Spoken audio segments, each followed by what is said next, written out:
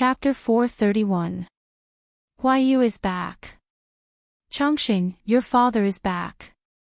Wei Jingxian got up from the table. Feng Jin took the opportunity to take Chongqing, who was leaning towards him. This girl was very alert and had a good memory. The last time Feng Jin came back was 5 days ago. This child was very clingy. Feng Jin said, I just went to see the house that my lord gave me.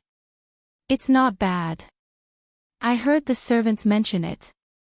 It said that even the road in that area is paved with green bricks. How could the people of today have seen something like green bricks? When the road was first built, there were even people who stole the green bricks on the ground in the middle of the night. Jiang Pingji was almost angry. Later, she caught a few of them and punished them severely. It's the same in our house. It looks very clean. It's much easier for the servants to clean. Feng Jin teased Chongqing. She grabbed his finger and wanted to stuff it into her mouth. Unfortunately, she was young and did not have teeth. It did not hurt even after biting for a long time. Feng Jin only felt that his finger was itchy. Tomorrow, get the servants to clean up the new house. First, tidy up the inner courtyard. It's really unfair for you and Chongqing to live here. Feng Jin sighed and took his finger out of his daughter's mouth. Chongqing was very unhappy. She shouted at him as if she was angry. TSK, she was young but had a bad temper. She wanted to scratch him because of a disagreement. Wei Jingxian said with a big heart, what's there to be upset about? The place they lived in now was a few times smaller than the courtyard she had before she got married, but she did not feel aggrieved. The current Xiangyang district was basically a different place every day. Wei Jingxian looked at its changes and actually felt proud of it. 09 Xiaoshuanet, her husband played a part in the development of this place. Of course, she was proud. At the beginning of the reconstruction, everything was chaotic. There was almost no rules. Now that it had been a month, everyone was used to this change. The planned wide roads were also moved to the construction schedule. At present, it was beginning to take shape. Jiang Pingji, as the district magistrate, issued a few new government decrees. However, these decrees were somewhat amusing to the ordinary people. The first decree was to keep to the right when walking on the street. The second decree was not to spit or urinate anywhere. The third decree was to not go on the street shirtless regardless of whether it was winter or summer. It was a disgrace. Apart from these trivial matters, there were also some very strict laws. Illegal organizations without official permission were not allowed to buy or sell human beings. If they violated the law, they would be banished and their properties confiscated. Regardless of whether it was a man or a woman, having sex with an outsider during the term of marriage would be treated as a felony. There were dozens of them, and the number was increasing every day. At first, the people were still trembling with fear, but after a long time, they calmed down. In any case, it wasn't a tyranny. This district magistrate was doing quite well, much better than the previous one. However, there was one law that made many old people feel uncomfortable. Relatives and elders are not allowed to decide the life and death of the younger generation at will. They will be punished as murder. Jiang Pingji was criticized by many people for being a busybody. They secretly said that she was a busybody. It was purely a coincidence that this law was written. About 20 days ago, Xiangyang district was still in a state of chaos. Jiang Pingji only slept for an hour for 7 to 8 days in a row. She was so tired that she felt like she was floating. When she was patrolling outside the city, she saved a crazy young woman who was hugging a pillow and jumping into the water. She decisively went into the water and saved her. After asking for the reason, she was so angry that her mind was clear. It turned out that 3 years before the woman married into her husband's family, she gave birth to 3 daughters in a row. Strangely, all 3 daughters died before they were even a month old. At first, she thought that she was unlucky and couldn't keep her children. Later, she accidentally discovered that the children were secretly killed by her mother-in-law. The reason was also very absurd. It was because the mother-in-law didn't want a granddaughter who lost money. She spoke righteously. If it was a grandson, how could she bear to kill them? The feng shui of the scoundrel woman's belly was not good. She couldn't even give birth to a child. The woman was anxious and reported her mother-in-law. However, the district magistrate didn't convict her mother-in-law. Instead, he said that the woman was unfilial and beat her. Since then, the woman's mind was in a mess. She became crazy and told everyone she met that her mother-in-law killed her 3 granddaughters. More than 10 months ago, the husband got the widow next door pregnant and she gave birth to a boy. Her mother-in-law ordered her husband to divorce the woman and make her give up her position as the legal wife. Otherwise, she would be demoted to a concubine. When the viewers in the streaming room heard this, they reacted fiercely. They wanted to crawl over and slap the mother-in-law to death.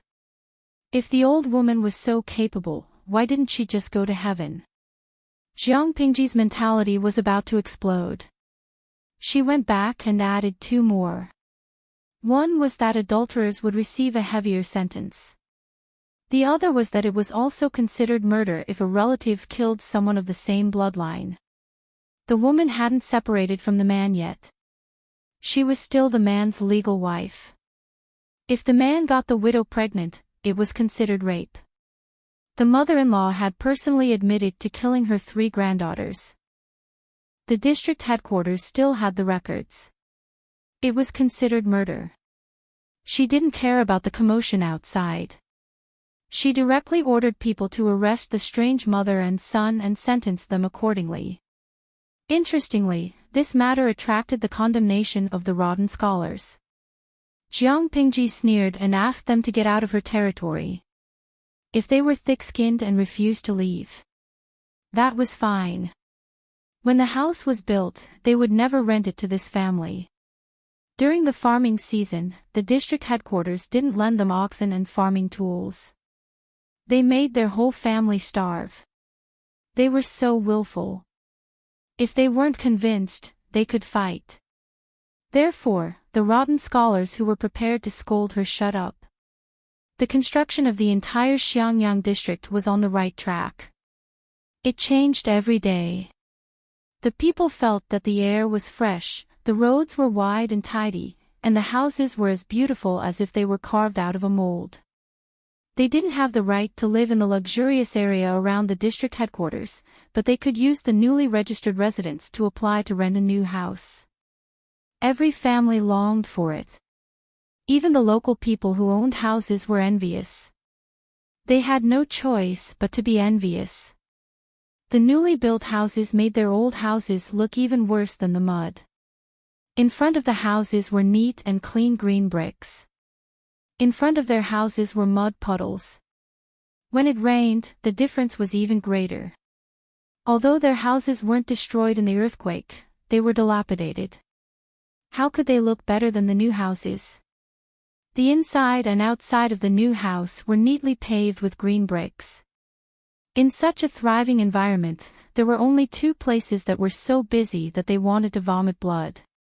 One was the registration department where Qiguan Rang worked. The other was Handsomely, who was in charge of reclaiming the wasteland.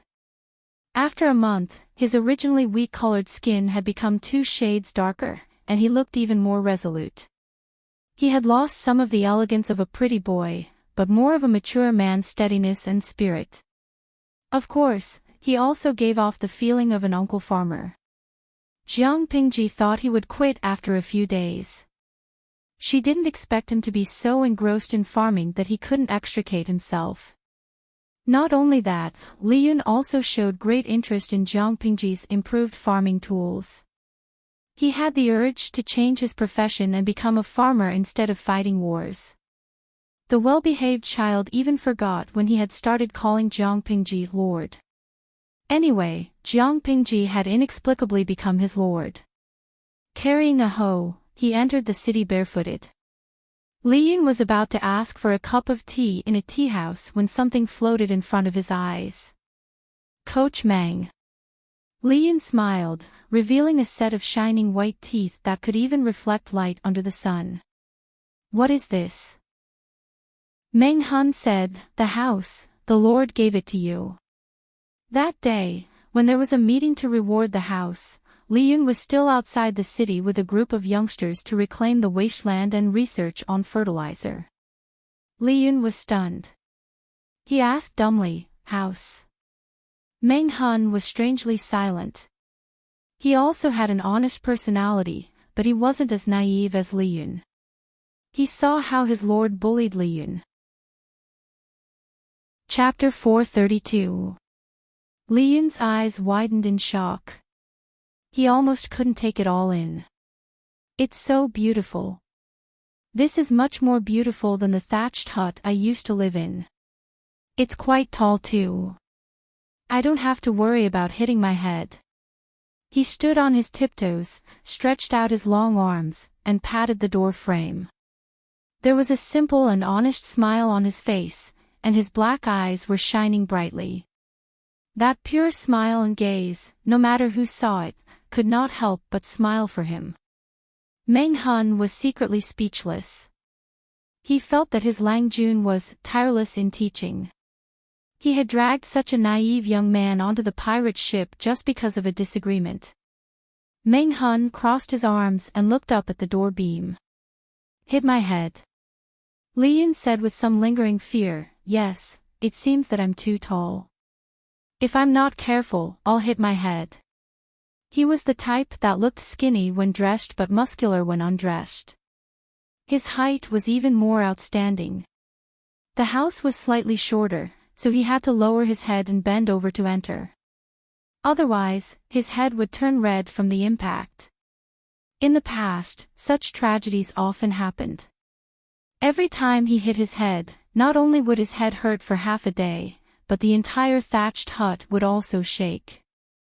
Meng Han laughed involuntarily. Perhaps the Lord was concerned about your height and specially built a tall house. Meng Han hadn't realized it. The house allocated to Li Yun was indeed much taller than other houses. Meng Han regained his senses. He couldn't help but admire his lord's attentiveness. At the same time, he felt his heart warm. Even he thought so, not to mention Li Yun, who had a sincere heart. His impression of Jiang Pingji increased exponentially.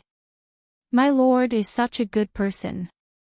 I never thought that one day I would be able to live in such a house. I always felt that only high officials and nobles could live in such a house. Li Yun sincerely sighed, but his words changed after that. Now that I have a house, I'll work hard to attain scholarly honors. Perhaps a girl will fall for me. Li Yun's appearance was more mature. When he didn't speak, he could fool many people. They would think that he was cold and unapproachable. In reality, his temperament was rather simple. It was as if he had been brought to live in seclusion in the mountains for many years. Meng Han didn't know whether to laugh or cry. Han Mei is handsome and good-looking. He's also skilled in martial arts. He's well-versed in military books. He's considered brave and astute. He'll definitely be extraordinary in the future. With such conditions, which girl wouldn't blush when they saw him on the street? Why does it sound like it's difficult for you to find a wife? Li Yun replied honestly, Master said that I'm too tall and girls don't like me. It wasn't his fault that he was tall. When he was 13 or 14, he grew so fast that he didn't even dare to eat. Meng Han was speechless. Although Li Yun was indeed a little tall, it was more manly to be more imposing and sturdy. So what if he was tall? Meng Han saw that his expression didn't seem to be fake, so he wanted to tease him a little. He circled around Li Yun and clicked his tongue, commenting, what Han Mei said is not wrong, he is indeed too tall. One must know that most of the beautiful girls nowadays were petite and dainty. If you choose a soft and weak wife and you hug her with both hands and want to kiss her, from afar, you look like a father and daughter. Li Yun's cheeks flushed red and he felt very uncomfortable. Fortunately, he had become tanner recently, so the blush on his face was not very obvious. No, Hanmei, don't tell me that you're still a virgin. Meng Han saw his reaction and found it very interesting. In this day and age, to find a man over 20 who was still a virgin was more difficult than plucking the stars from the sky. Meng Han looked at Li Yun as if he was looking at a prehistoric creature. Li Yun's words made him feel embarrassed. Master said that this is called keeping one's body clean. Meng Han couldn't help but ask, are you sure it's not because there are no women in the deep mountains and forests? He finally understood why his lord liked to bully Li Yun. He was indeed easy to bully. Meng Han brought Li Yun to understand the layout of the entire house. Unlike the 3-sectioned house that needed to be renovated further, the 2-sectioned house was simpler and had everything that needed to be had. Jiang Pingji had fully considered the problems of these single dogs. She had already ordered people to build some doors and windows during the construction. If the quality of life was not high, they could just move in and stay in the 2-sectioned house. Meng Han's wife and daughter had passed away many years ago and he had no intention of remarrying, so he did not have many requirements for the place to live. As for Li Yun, if you feel that the house is simple and crude, let the Lord know. She can borrow some craftsmen to renovate the house. Li Yun shook his head and said, this is already good enough, I don't want anything else. The area of the 2-sectioned house was not big, but considering the military's habit of training in the morning, the house specially left an empty space for training. Every morning, Li Yun could practice his spear there. After he was done, he could open the side door and go to the neighboring street to buy some breakfast to appease his hunger before going to work. I wish to apply for leave to take care of master in retirement. To take care of his master in retirement, this was Li Yun's wish. Meng Han agreed, this is a filial act, the Lord will definitely approve my leave. The next day, Li Yun successfully applied for 3 days of leave from Jiang Pingji. 3 days of leave. Qiguan Rang used his red rabbit-like eyes to look at Li Yun with hidden bitterness. They were obviously equally busy, so why could he apply for 3 days of leave? Looking at the optimistic Li Yun leaving Xiangyang district with a small bag of food, Jiang Pingji laughed and patted his shoulder. Capable people do more work, Wenjing's work is of utmost importance. If you haven't completed the household registration after the houses in the district have been settled, the people won't be able to apply to rent a new house. Qiguan Rang snorted twice, appearing unwilling. Why doesn't the Lord transfer a few more people to Rang? It's not that I'm unwilling, but in the entire Xiangyang district, which literate person dares to show up in front of you? Jiang Pingji ridiculed him, making Qiguan Rang extremely annoyed. On the other side, Li Yun wore a coarse cloth robe, carrying a small bag and a silver-white spear on his back, walking under the scorching sun. The leave was only 3 days, he had to return before the deadline, so as to not let down the Lord's kindness to him. After walking for more than 4 hours, Li Yun's sharp ears heard the sound of rolling wheels. Lifting his head to look ahead, there was indeed a small dot on the horizon that was slowly getting closer. Little brother, do you know how far it is to reach Xiangyang district? Li Yun wanted to avoid it, but someone called out to him. He replied, if we walk, it'll take about 4 hours. The person had a sword hanging from his waist, Li Yun could feel the faint smell of blood on him. It wasn't just this guard, the dozens of people surrounding the horse carriage all had the same smell, but the intensity was different. From the looks of it, the person sitting in the carriage should be an important person. Li Yun silently pursed his lips, appearing very aloof and unapproachable. Thank you, little brother. The guard smiled kindly at him, but his gaze drifted over the spear on Li Yun's back, his eyes flashing. Master, there's still 4 hours of journey. Let's go. Chapter 433. That voice left a deep impression on Liyun, but he was concerned about his master and did not think too much about it. Liyun and his master had lived in seclusion in the deep mountains for many years. The place was remote and the terrain was steep, but he felt it was familiar. Even with his eyes closed, he could come and go as he pleased. Seeing the familiar pool, Liyun's smile brightened. Master! Your disciple is back.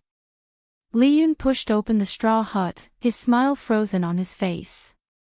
There was no one in the hut, dust had accumulated on the table and stove. Master! Liyun pursed his lips. Ever since he could remember, his master had never left this mountain. But looking at the thickness of the dust, this hut had been unoccupied for a long time. Where did his master go? After thinking for a while, Liyun pulled open the tattered curtains in the inner room and bent over to enter. He felt around under his master's mattress. There was a small pit under the mattress. His master always hid things in it. He searched with the mentality of giving it a try. His fingertips touched something hard. He took it out and saw that it was a scroll. Just like the impression his master gave others, his body was like a spear, strong as a blade. His handwriting was the same. Idiot, seeing his handwriting is like meeting you. You are grown up, you can take care of yourself. I am relieved. When you see this letter, I have already left to seek revenge. If I am alive, I will return. If I am unlucky and die at the hands of my enemy, you must not seek revenge. Xie Qian left behind a letter. Liyun's eyes widened in disbelief. He read the letter over and over again. In the end, he helplessly believed that his master had really gone to seek revenge. But, he had followed his master for so many years, but he had never heard of his master having any enemies. Would it be dangerous to seek revenge? Would the enemy be very strong? Liyun's mind was in a mess, as if he had lost his mind. After a while, he got up and used a wooden basin to fetch water from the pool. He tidied up the hut. After a night, he found a brush and added his whereabouts on the bamboo scroll before putting it back in its original place. If his master returned safe and sound, he would definitely follow the clues and find him. Carefully closing the door of the straw hut, Liyun left with a lonely face. Just as Liyun entered the mountains to seek his master, Xiangyang district welcomed an unexpected guest. Stepping on the afterglow of the setting sun, a team of more than 50 people approached the West City Gate. Nowadays, Xiangyang district is heavily guarded. Entering and exiting the city requires strict checks. Just as the guard was about to step forward and question him, a wooden token flew towards him. The guard caught it with a confused look on his face. Find someone sensible. The person in the carriage is not someone you can casually inspect. The soldier was instantly enraged. Who was it? Who dared to put on airs in Xiangyang district? Just as he was about to lose his temper, the soldier beside him pulled him back and gave him a look, asking him to look at the clan emblem on the carriage. Clan emblem. The soldier looked down at the wooden sign and then at the low-key and simple carriage behind the crowd. Both of them had patterns in the shape of willow leaves. It looked like a few willow leaves, but in fact, it was the word Lu. But, why does this pattern look so familiar? What are you waiting for? Isn't that the emblem of Magistrate Lu? His companion reminded him in a low voice. The soldier was so frightened that he almost dropped the wooden token. He walked forward with trepidation and asked in a low voice. Is the noble person in the carriage a relative of Magistrate Lu? The higher-ups didn't instruct anyone from the Lu family to come over recently. The guard felt wronged and was afraid of losing his job. The person smiled and said, the noble person in the carriage is indeed a relative of Magistrate Lu. Go and report quickly to prevent any delays. The soldier was completely stunned and hurriedly handed the wooden token back. Please wait for a moment, noble person. I'll go and report now. Even so, the soldier was still cautious and did not report directly to the magistrate. Instead, he looked for Feng Jin nearby. Did you say that the Lord's relative is here? Feng Jin frowned. The Lord's relatives were mostly in Hejin. Lu Shi was also far away in Chongzhou. How could he come to Xiangyang district? No matter what, he had to go and take a look personally. Then, he would know whether it was true or not. Lead the way. With that, Feng Jin walked towards the city gate. Once he saw the carriage, he was already 80% convinced. At this moment, the curtain of the carriage was lifted from the inside, revealing half a familiar face. Feng Jin almost lost his composure. Why did Lu Shi come to Xiangyang district from the borderlands of Chongzhou? Huaiyu, don't make a fuss. Lu Shi's hoarse voice contained a strong sense of fatigue.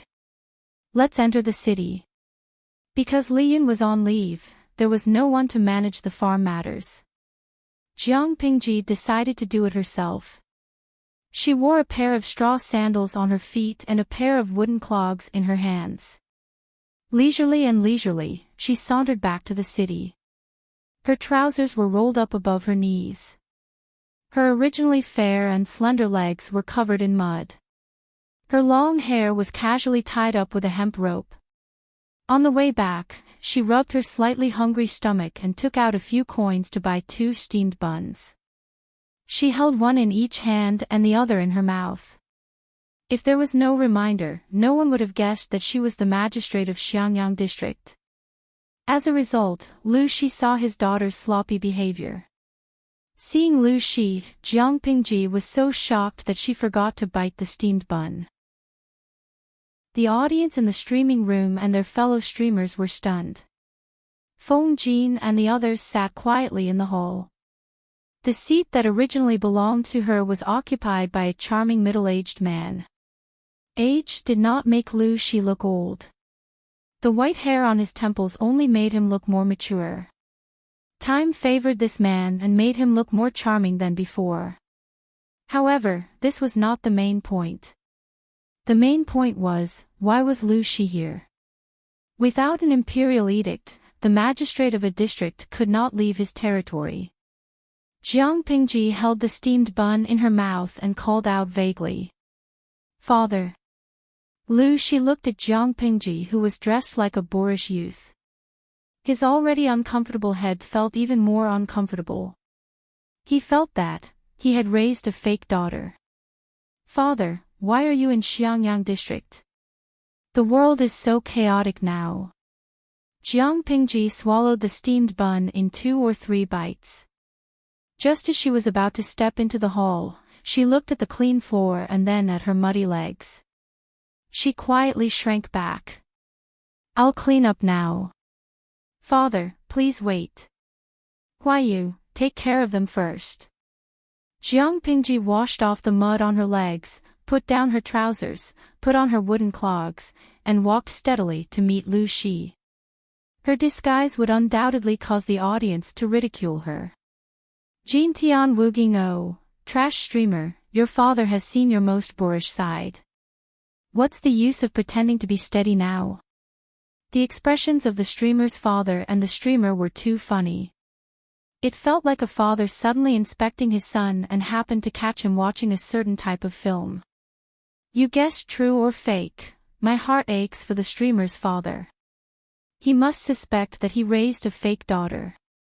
Jiang Pingji ignored the disturbing bullet screen in the streaming room and bowed respectfully to Lu Shi. Lu Shi sized her up from head to toe. Chapter 434. Jiang Pingji could not help but feel sad. A father was indeed the best. He knew how to love his daughter. She had told Qiguan Rang that she had not slept for a long time, but he looked at her with a "don't lie" expression. I am unfilial. I made you come all the way from Chongzhou. The world is not stable. The journey is dangerous. If you miss me, you can just send a letter. Why take such a big risk and come here personally? If something happens on the way, I will feel guilty for the rest of my life. Jiang Pingji said with concern. The journey was so dangerous, but Lu Shi dared to run around. Lu Shi laughed and said, I can't feel at ease without seeing you with my own eyes. The earthquake happened too suddenly.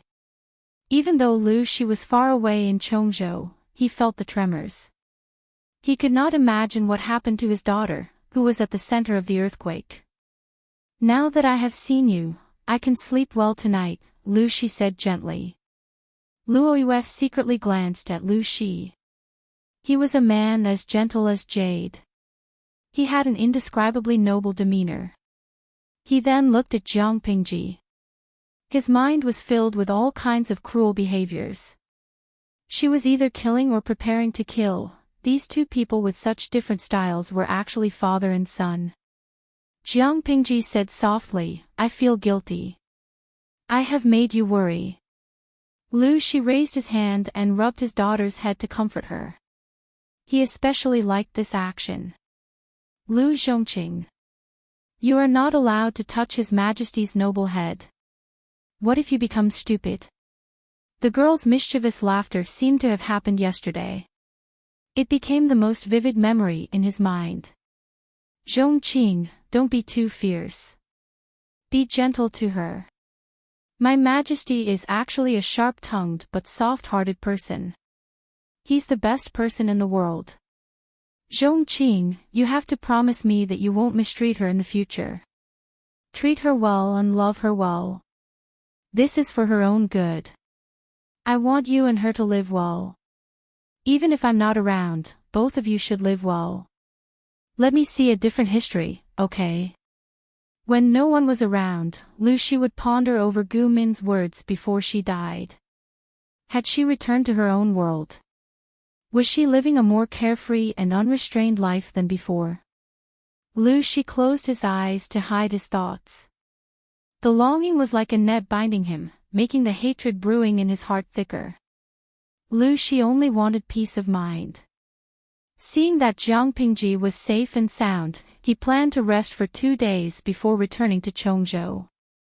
Feng Jin and the others tactfully took over Jiang Pingji's tasks and gave her free time to chat with her father, fulfilling her filial piety.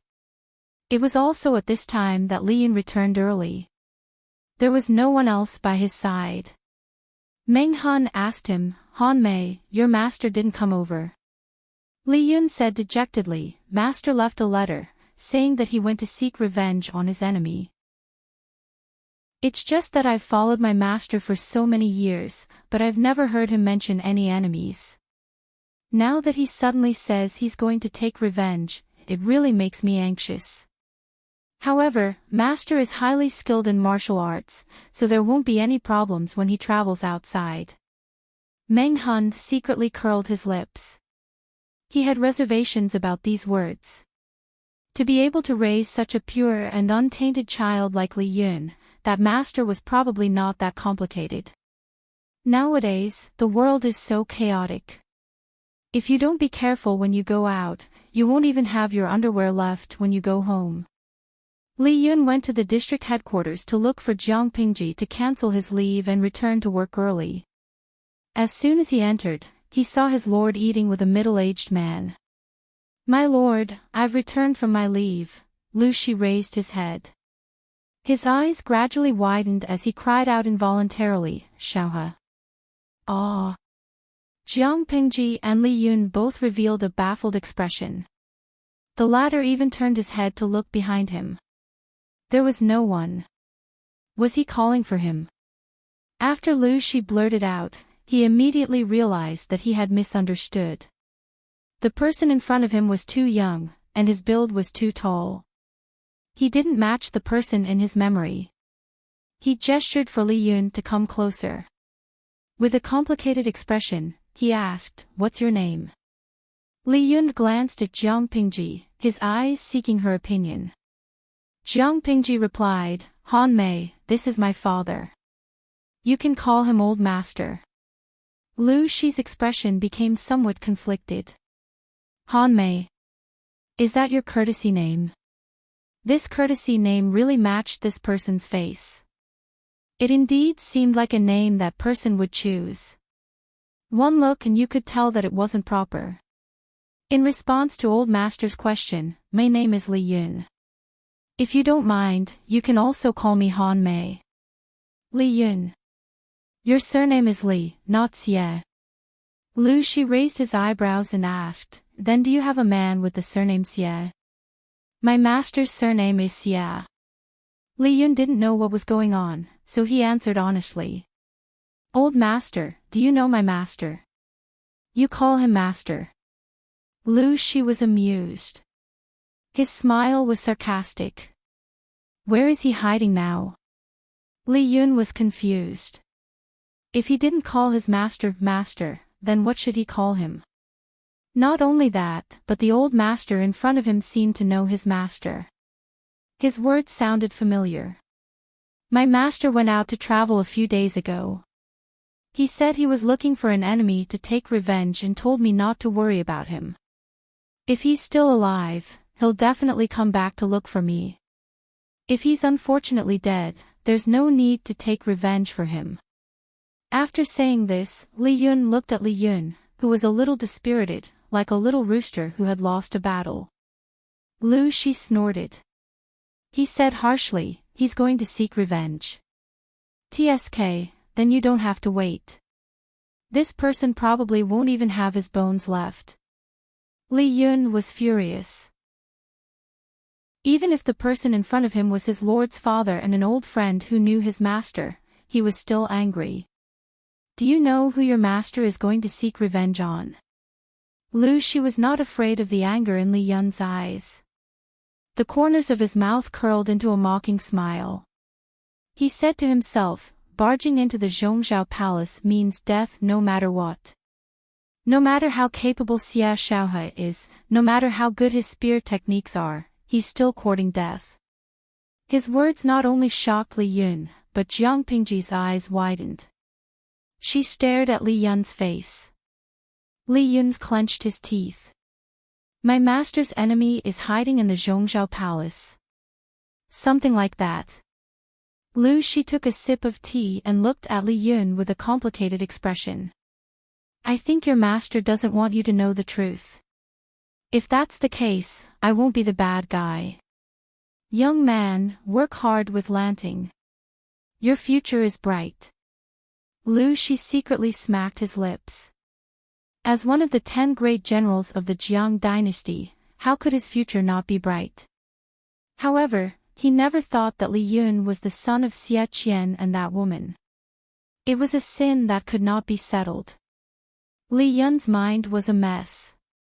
After hesitating for a while, he asked Lu Shi, are you familiar with my master? Lu Shi sighed. Xie Xiaohe and my late wife were childhood friends. We can be considered familiar. The people who were once alive and well were now scattered like the wind and clouds. It was a sad sight. By the way, how old are you this year? Are you married? Lu Shi asked. Chapter 435. Lu Shi murmured, 20. That doesn't seem right. He didn't doubt that Li Yun was Xie Qian's son. Apart from his mother's facial features, Li Yun looked exactly like Xie Qian when he was young. Otherwise, he wouldn't have mistaken him for Xie Qian. Thinking of Li Yun's surname, he felt that his age was most likely fake. Xie Qian had purposely said he was 2 years older. Li Yun left with a stomach full of questions. Jiang Pingji, who hadn't spoken for a long time, asked Lu Shi, is there something wrong with Hanmei's background? Xie Qian's son. That face is the best proof. Lu Shi took a deep breath and said, more than 10 years ago, this name was synonymous with young and romantic. He was the dream lover of many noble ladies. I didn't expect him to hide in Fengyi County with his son for so many years. He didn't even send a message home. I think he must have suffered all these years. Now that Liyun is under your command, I can only say that fate makes fools of people. Jiang Pingji frowned and said, Father, are you referring to Xie Qian? If that was the case, wouldn't Liyun be that woman's son? Who else could it be? Lu Shi sneered. Then when Xie Qian went to the Zhongzhou palace to seek revenge, wouldn't he be killing his wife? Lu Shi said disdainfully, what kind of wife is she? She's just a demon who took over Xie Qian's wife's body. To Xie Qian, his beloved wife, Wang Huiyun, who was known as the twin beauties of Langya, had died in childbirth long ago. The one who survived was nothing more than a venomous scorpion woman who was born to be arrogant, ruthless, and arrogant. What did that feel like? Wang Huiyun used to be the goddess of many young men. But not many people knew that their goddess body had been taken over by a ghost of unknown origin. She turned from pure and kind to wicked and wicked.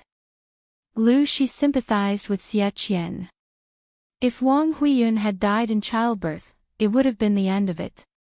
But her body had been taken over by someone, and that person had used her body to pester all kinds of men.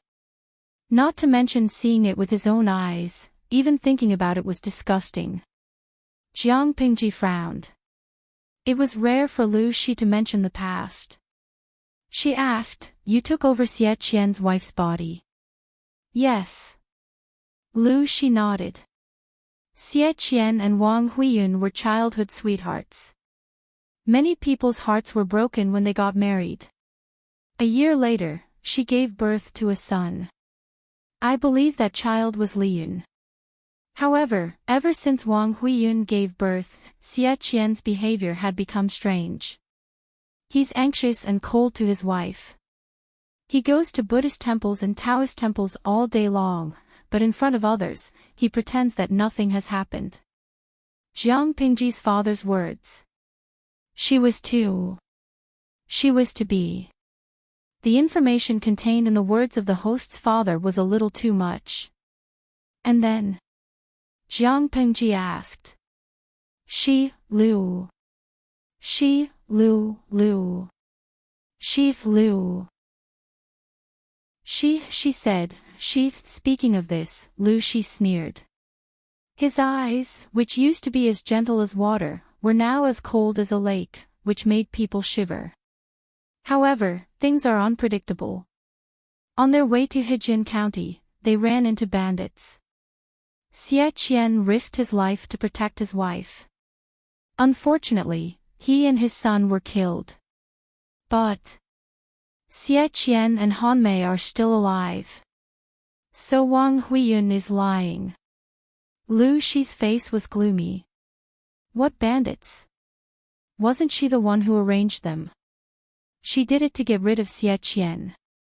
Xie Qian noticed something was wrong with her and wanted Master Liaochen to get rid of her. How could she not be afraid of a ghost of unknown origin? The atmosphere in the streaming room grew tense as Lu Shi's narration went on. All channel recommendation Weibulai, am I the only one who has goosebumps? Lu Siji Lianmeng, I thought about it.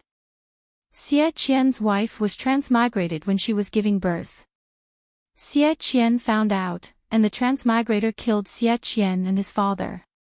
Of course, Liyun and his master are still alive. The transmigrator is suspected to have killed the host's mother. She has a deep grudge against the host's father. That's awesome, my transmigrator. Ha ha ha, you have a wild imagination, but it's very interesting. What's going on? Inueja Zhuge Chinmo #propping I think that's the right way to transmigrate. The ancients weren't idiots. Wouldn't they be suspicious if their loved ones changed? Xie Qian felt that there was nothing wrong with finding an expert to get rid of a ghost that had taken over his wife's body. But the transmigrator was also quite something. She made a beautiful comeback and was ruthless. I don't know if she'll threaten the host. Siskon Zizaya, are you kidding me? Who can kill our host? The weeds on the grave of the last person who said this are now as tall as a person. But then again, the host really needs to be careful. This transmigrator is obviously not easy to deal with. I always feel that this transmigrator has a sense of superiority. Maybe she's read too many brainless transmigration novels. Yu Yu Hashibi, this is a world that has definitely been penetrated into a sieve. Listen to my analysis. The transmigrator is a harem beauty, the host's mother is a sweet farmer, and the host is a despicable fighter. Looking at it this way, the host seems like a traitor. As a transmigrator, she doesn't look for someone to fall in love with, but instead snatches a job for men. You're awesome. Jiaoging Wan Fuzo, you guys don't understand. The host's skill is the real deal. When you become an emperor, you can sleep with all the men in the world. That's the integrity a transmigrator should have. If you want to have sex, you should have sex. What's the use of fighting over a man with a few women? Who knows how many cucumbers have been used? If you have the ability to make all the men in the world fight for you, all the men will fight for you, and all the men will fight for you just to look at you. What are 3,000 handsome men to you? When he said that, he suddenly felt that the usually frivolous host's figure had suddenly grown a few notches taller. What does she want by doing this? Jiang Pingji didn't understand. Oh, who knows? Lu Shi was disdainful. But she's very ambitious. Be careful, Lanting. Jiang Pingji nodded. Even if Lu Shi didn't say anything, she was always on guard. After ending the unpleasant topic, Lu Shi suddenly thought of something. Oh, right. Lu Shi said, there was a child marriage. Jiang Pingji was stunned. What? Isn't your mother and Xie Qian childhood friends? They used to joke that the two families would become in-laws. Lu Shi looked at Jiang Pingji helplessly. Lanting, you're already 16 this year. Don't you think about that? I think Li Yun is a little simple-minded. But Xie Qian's son can't be too bad. He's also quite good-looking. If you like him, you can take him. Chapter 436. The next day, Lu Shi and Jiang Pingji changed into ordinary people's clothes and walked around Xiangyang district. Looking at the thriving district, Lu Shi sighed in his heart. His Majesty's methods were indeed extraordinary. Father, are you tired? Do you want to rest in a tea house? Jiang Pingji brought Lu Shi to see Xiangyang district. Although Xiangyang district was not very prosperous at the moment, according to her plan, it would be reborn in a few months' time. Even Shangjing City could not compare to it. Jiang Pingji took the opportunity to talk with Lu Shi about governance. Her father had a deep understanding of governance. He was almost omniscient. He could point out many of her doubts. Jiang Pingji used to be the commander of the army, but the commander and the district magistrate were two different concepts. In terms of governance, even if Jiang Pingji had knowledge that surpassed the times, she still had to learn a lot. Good. When I retire one day, I'll come to your place and buy a house so that I can retire in peace. Jiang Pingji said, if you want to buy a house, you don't have to pay for it yourself. I have lots of land deeds.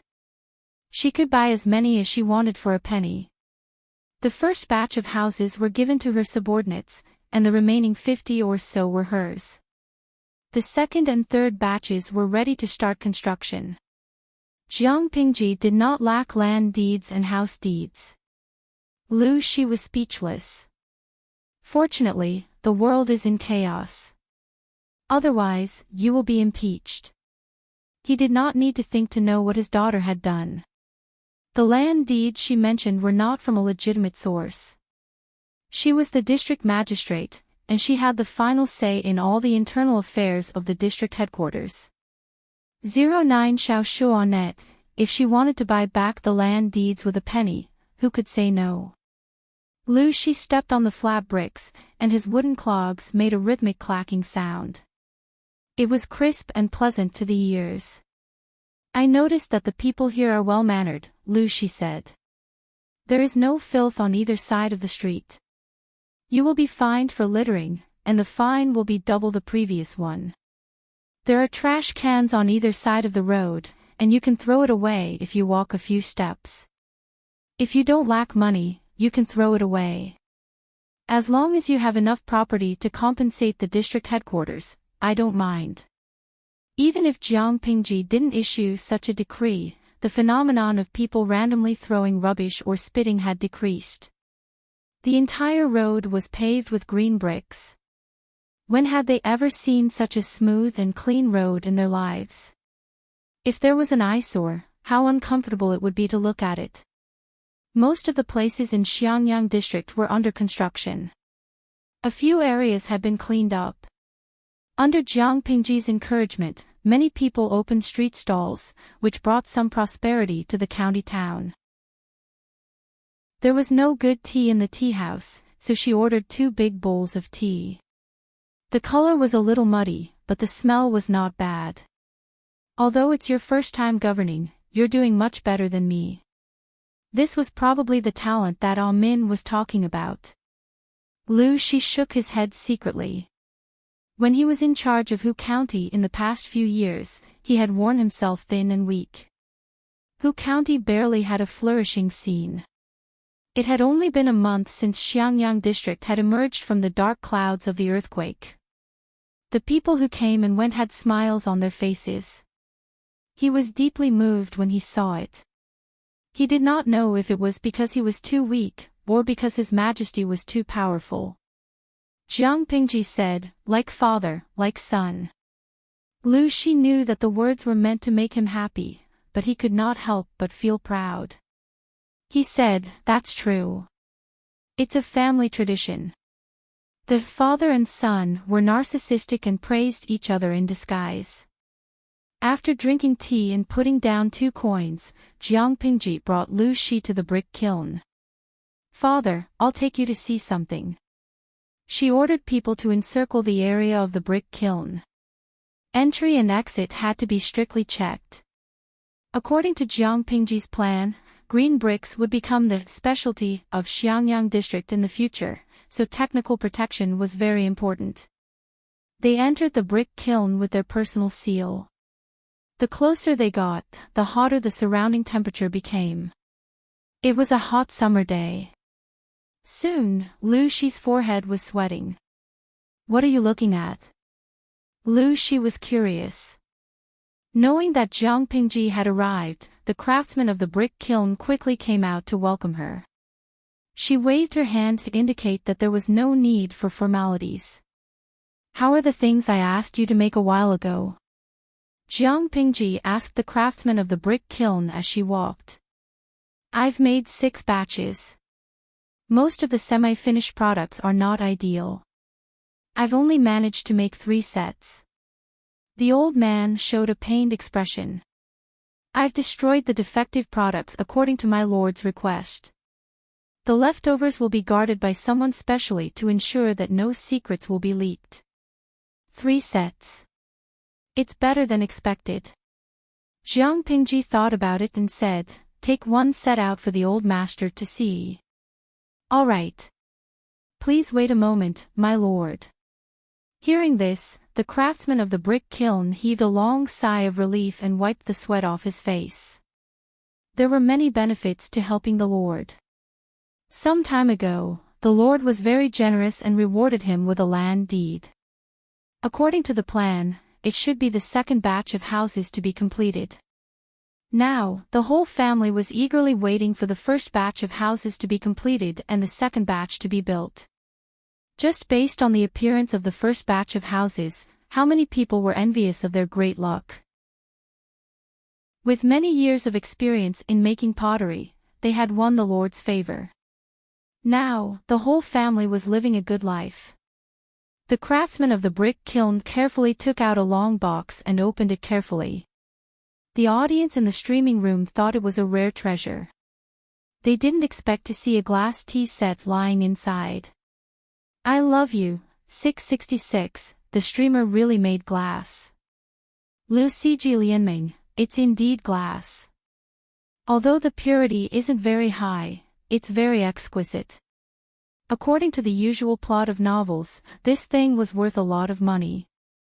The key was that the cost was low. A set of glass could be sold for hundreds of thousands of strings of coins.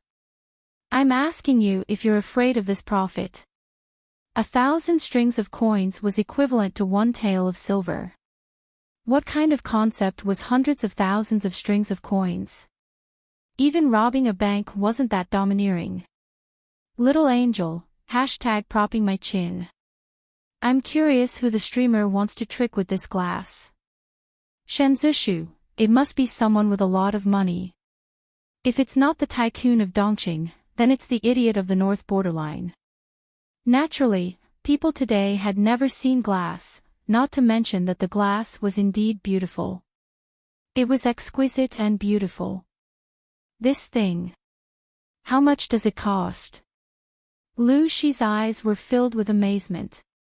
He was a little obsessed, but he quickly returned to normal. It's very low. Jiang Pingji didn't specify the exact amount. She just used her thumb to point at the brick kiln behind her. She smiled and said, when the bricks are baked, they're also baked. Father, look at it. How much do you think it's worth? Lu Shi pondered and said, priceless. You want to show me this thing to show your filial piety? Of course. But isn't Xiangyang district too poor? Now we don't even have enough food. I wonder if father can help me. Jiang Pingji smiled and took out a round bowl that was a few times smaller than a woman's palm. She held it with 2 fingers and it looked very beautiful under the light. I heard that in the North Borderline, the rich are very rich. They raise horses and cattle in herds. They spend a lot of money without frowning.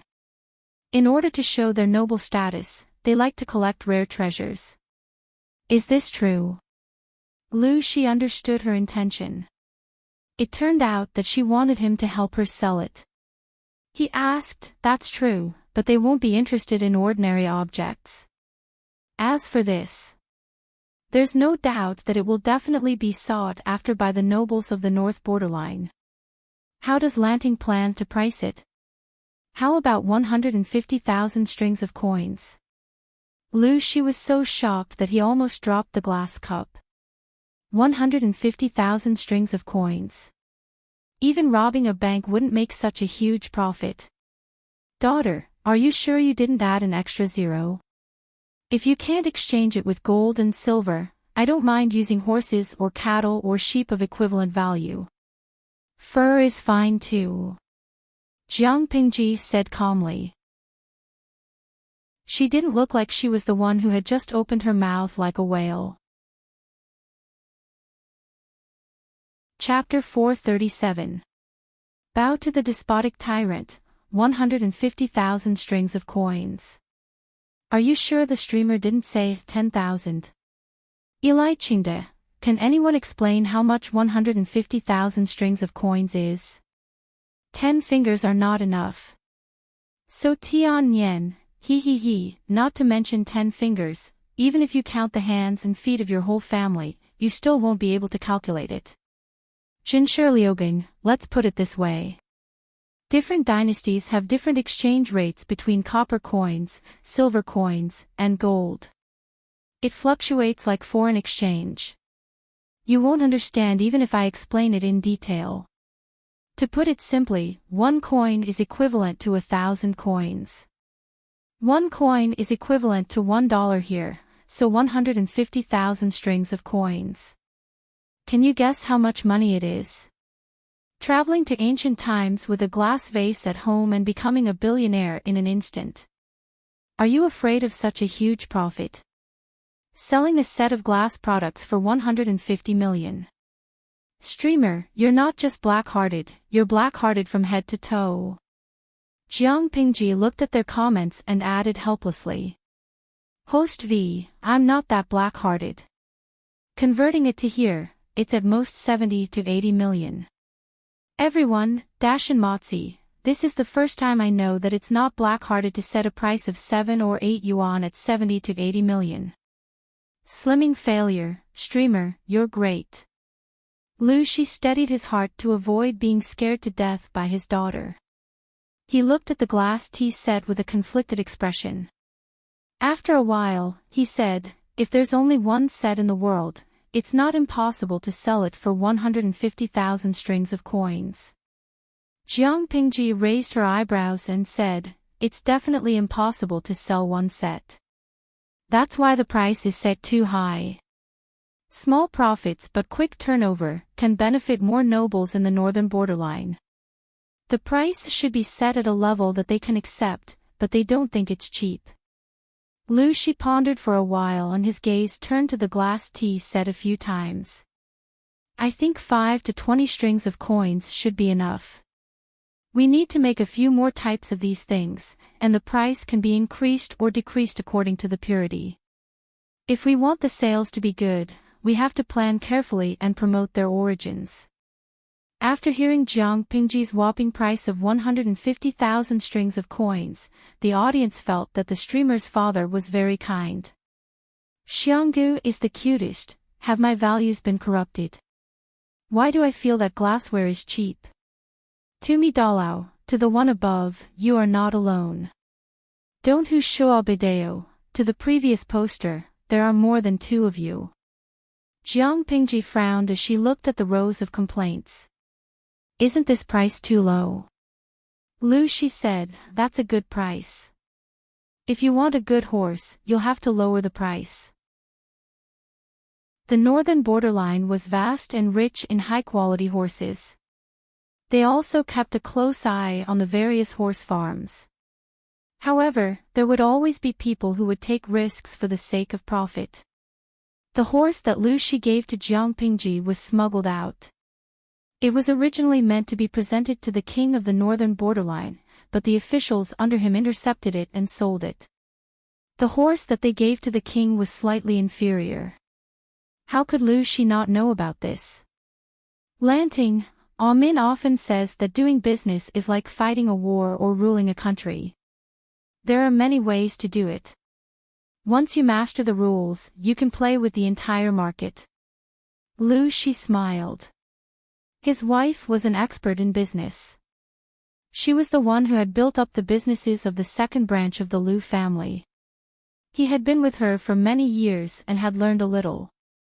Leave this matter to me. You just have to wait for the money to come in. Jiang Pingji naturally believed in Lu Shi. Then I will control the number of kills and strive for excellence. Lu Shi nodded and added, the rarer something is, the greater its value. No matter how good something is, once there are too many of them, it won't be considered good anymore. I will stay here for a few more days to make a few sets of good quality and bring them back. From then on, don't make this thing in the kiln for the time being. Keep a close eye on the people under you. If anyone secretly makes it or spreads the skill, kill them. Don't be soft-hearted. I know. I have people who know how to make it. I know who leaked the secret. Jiang Pingji had a gentle smile on her face. The craftsman of the kiln could not help but feel his scalp go numb when he heard it. The old man had experienced things like learning a skill, secretly opening a kiln to make it, and then smuggling and selling it for profit when he was young. After all, it was a business with no capital. Who would not do such a good thing? He was not afraid of not having profits, but he was afraid of not having the guts. When he heard the conversation between the father and son, even he could not help but tremble. That was a few strings of coins. Who would not be tempted? However, what she said next made him shrink his neck. No matter how much money he had to be alive to spend it. Do a good job. When we make a lot of money, we won't forget your contributions. Jiang Pingji raised her hand and patted the shoulders of the craftsman. If you do a good job, I will remove your grandchildren's status as craftsmen. In the future, when the county opens a school, give them a free place to study.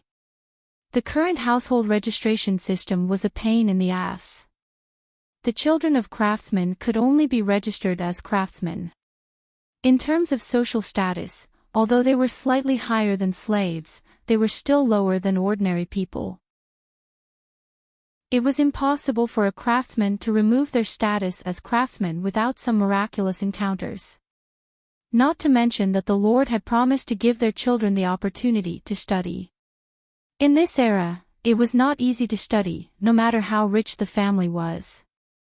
The source of books was a big problem. How could they study without textbooks? Jiang Pingji was born into an aristocratic family. Naturally, the craftsman did not doubt her. The craftsman's eyes lit up. He said in a loud voice, "Rest assured, my lord. I will not let you down." For the sake of the bright future of his descendants, for the sake of them becoming superior people, the craftsman of the brick kiln wished he could live here directly, keeping his eyes wide open to supervise everyone, managing every step well, and personally destroying all the glass waste. "That's good." Jiang Pingji asked the craftsman to take out the 3 sets of glass tea sets. The best set would be given to Lu Shi. One would be used by herself, and the other would be kept in the government office of the county. The next day, Chiguan Rang came to work with sleepy eyes. When he opened the door, a strong golden light shone into the hall. The reflection made his eyes blur. "TSK, what the hell was that?" He squinted his eyes and found a set of exquisite, colorful objects on the table inside. All of a sudden, all the sleepy bugs flew away. Chiguan Rang was so scared that he quickly retreated to the door. He looked around and murmured, "Could it be that I'm not awake yet?" Chiguan Rang did not believe it. He took small steps toward the table. The beautiful objects had not disappeared. He carefully reached out his hand and touched it. A cold sensation came from his fingertips. They did not turn into bubbles. "It's not a dream." His breathing became heavier. He stared at them with a serious expression. "What's wrong, Wenjing?" After a while, Feng Jin came in with a large pile of dusty bamboo slips. Chiguan Rang was already inside. Chapter 438. Wenjing. The bamboo slips that Feng Jin was carrying were piled high, blocking his view. When he didn't hear Chiguan Rang's response, he called again. "Ah." Chiguan Rang then reacted and stood up to help Feng Jin carry some of the bamboo slips. "When did you come, Huayu?" "I just came a while ago. I saw you sitting there in a daze. I thought you closed your eyes and fell asleep." Feng Jin carried the large pile of bamboo slips to the short table behind the screen in the government office. He sorted them according to the contents of the strips of cloth stuck on each bamboo slip. The work was a little tedious and needed to be careful. This small room was full of such bamboo slips, which recorded the case files of Xiangyang district in recent years. The content was vast and complicated. Although Xiangyang district was not big, there were many messy matters. In order to restore the work system of the entire district headquarters as soon as possible, Feng Jin began to work overtime again. He was just not as crazy as he was at the beginning.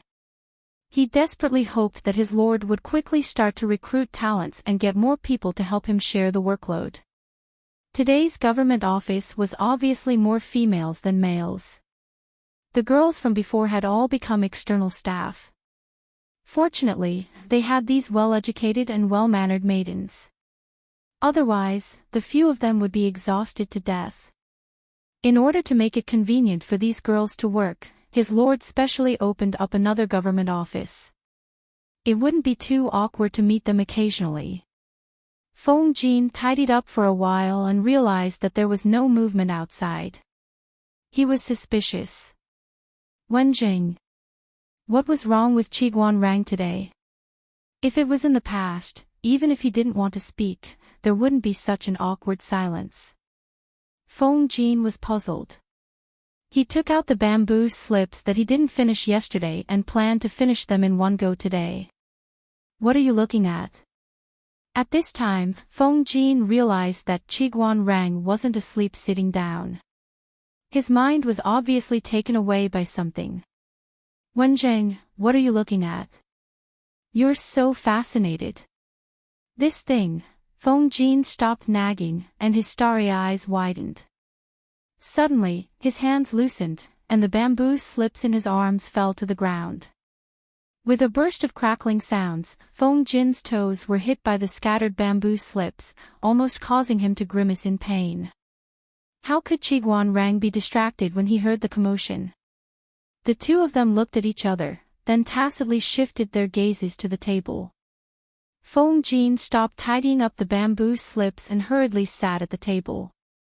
He secretly moved his toes. It hurt so much. He looked at the tea set on the table. What is this thing that emits colorful glaze light? Qiguan Rang was also puzzled. Does Huayu not recognize this thing? It can't be that serious, right? Feng Jin was born in the Feng family, which was one of the 4 noble families in Dongqing. His family had thousands of years of heritage. What did they not have in their family? Feng Jin had grown up in such a family. What had he not seen in this world? Qiguan Rang did not believe that Feng Jin had never seen this object before. In all honesty, Feng Jin had never seen this thing before. It looks like a tea set. Could it be a product of the northern borderline? Feng Jin picked up a small and delicate transparent bowl and carefully played with it. It was smooth and cold. It was summer and the weather was hot. There was no ice in the government office to cool down, so it was very hot. When Feng Jin touched the delicate teacup, his fingertips felt an indescribable coolness. It was cold and delicate, which made him love it so much that he couldn't put it down. The northern borderline. I don't think so. Qiguan Rang shook his head. His ancestral home was at the border, which was very close to the northern borderline.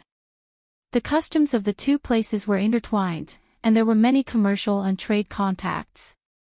If there was such a good thing, Qiguan Rang would have heard of it. I don't know who put this thing here. I saw it on the table when I came here. Even if Qiguan Rang did not have a hobby of collecting, he could see the value of the thing in front of him. It was definitely expensive. Feng Jin put the tea bowl back, but his eyes could not help but wander. He liked it the first time he saw it. Why don't we find someone to ask who came to the government office last night? Such a treasure can't just appear out of thin air.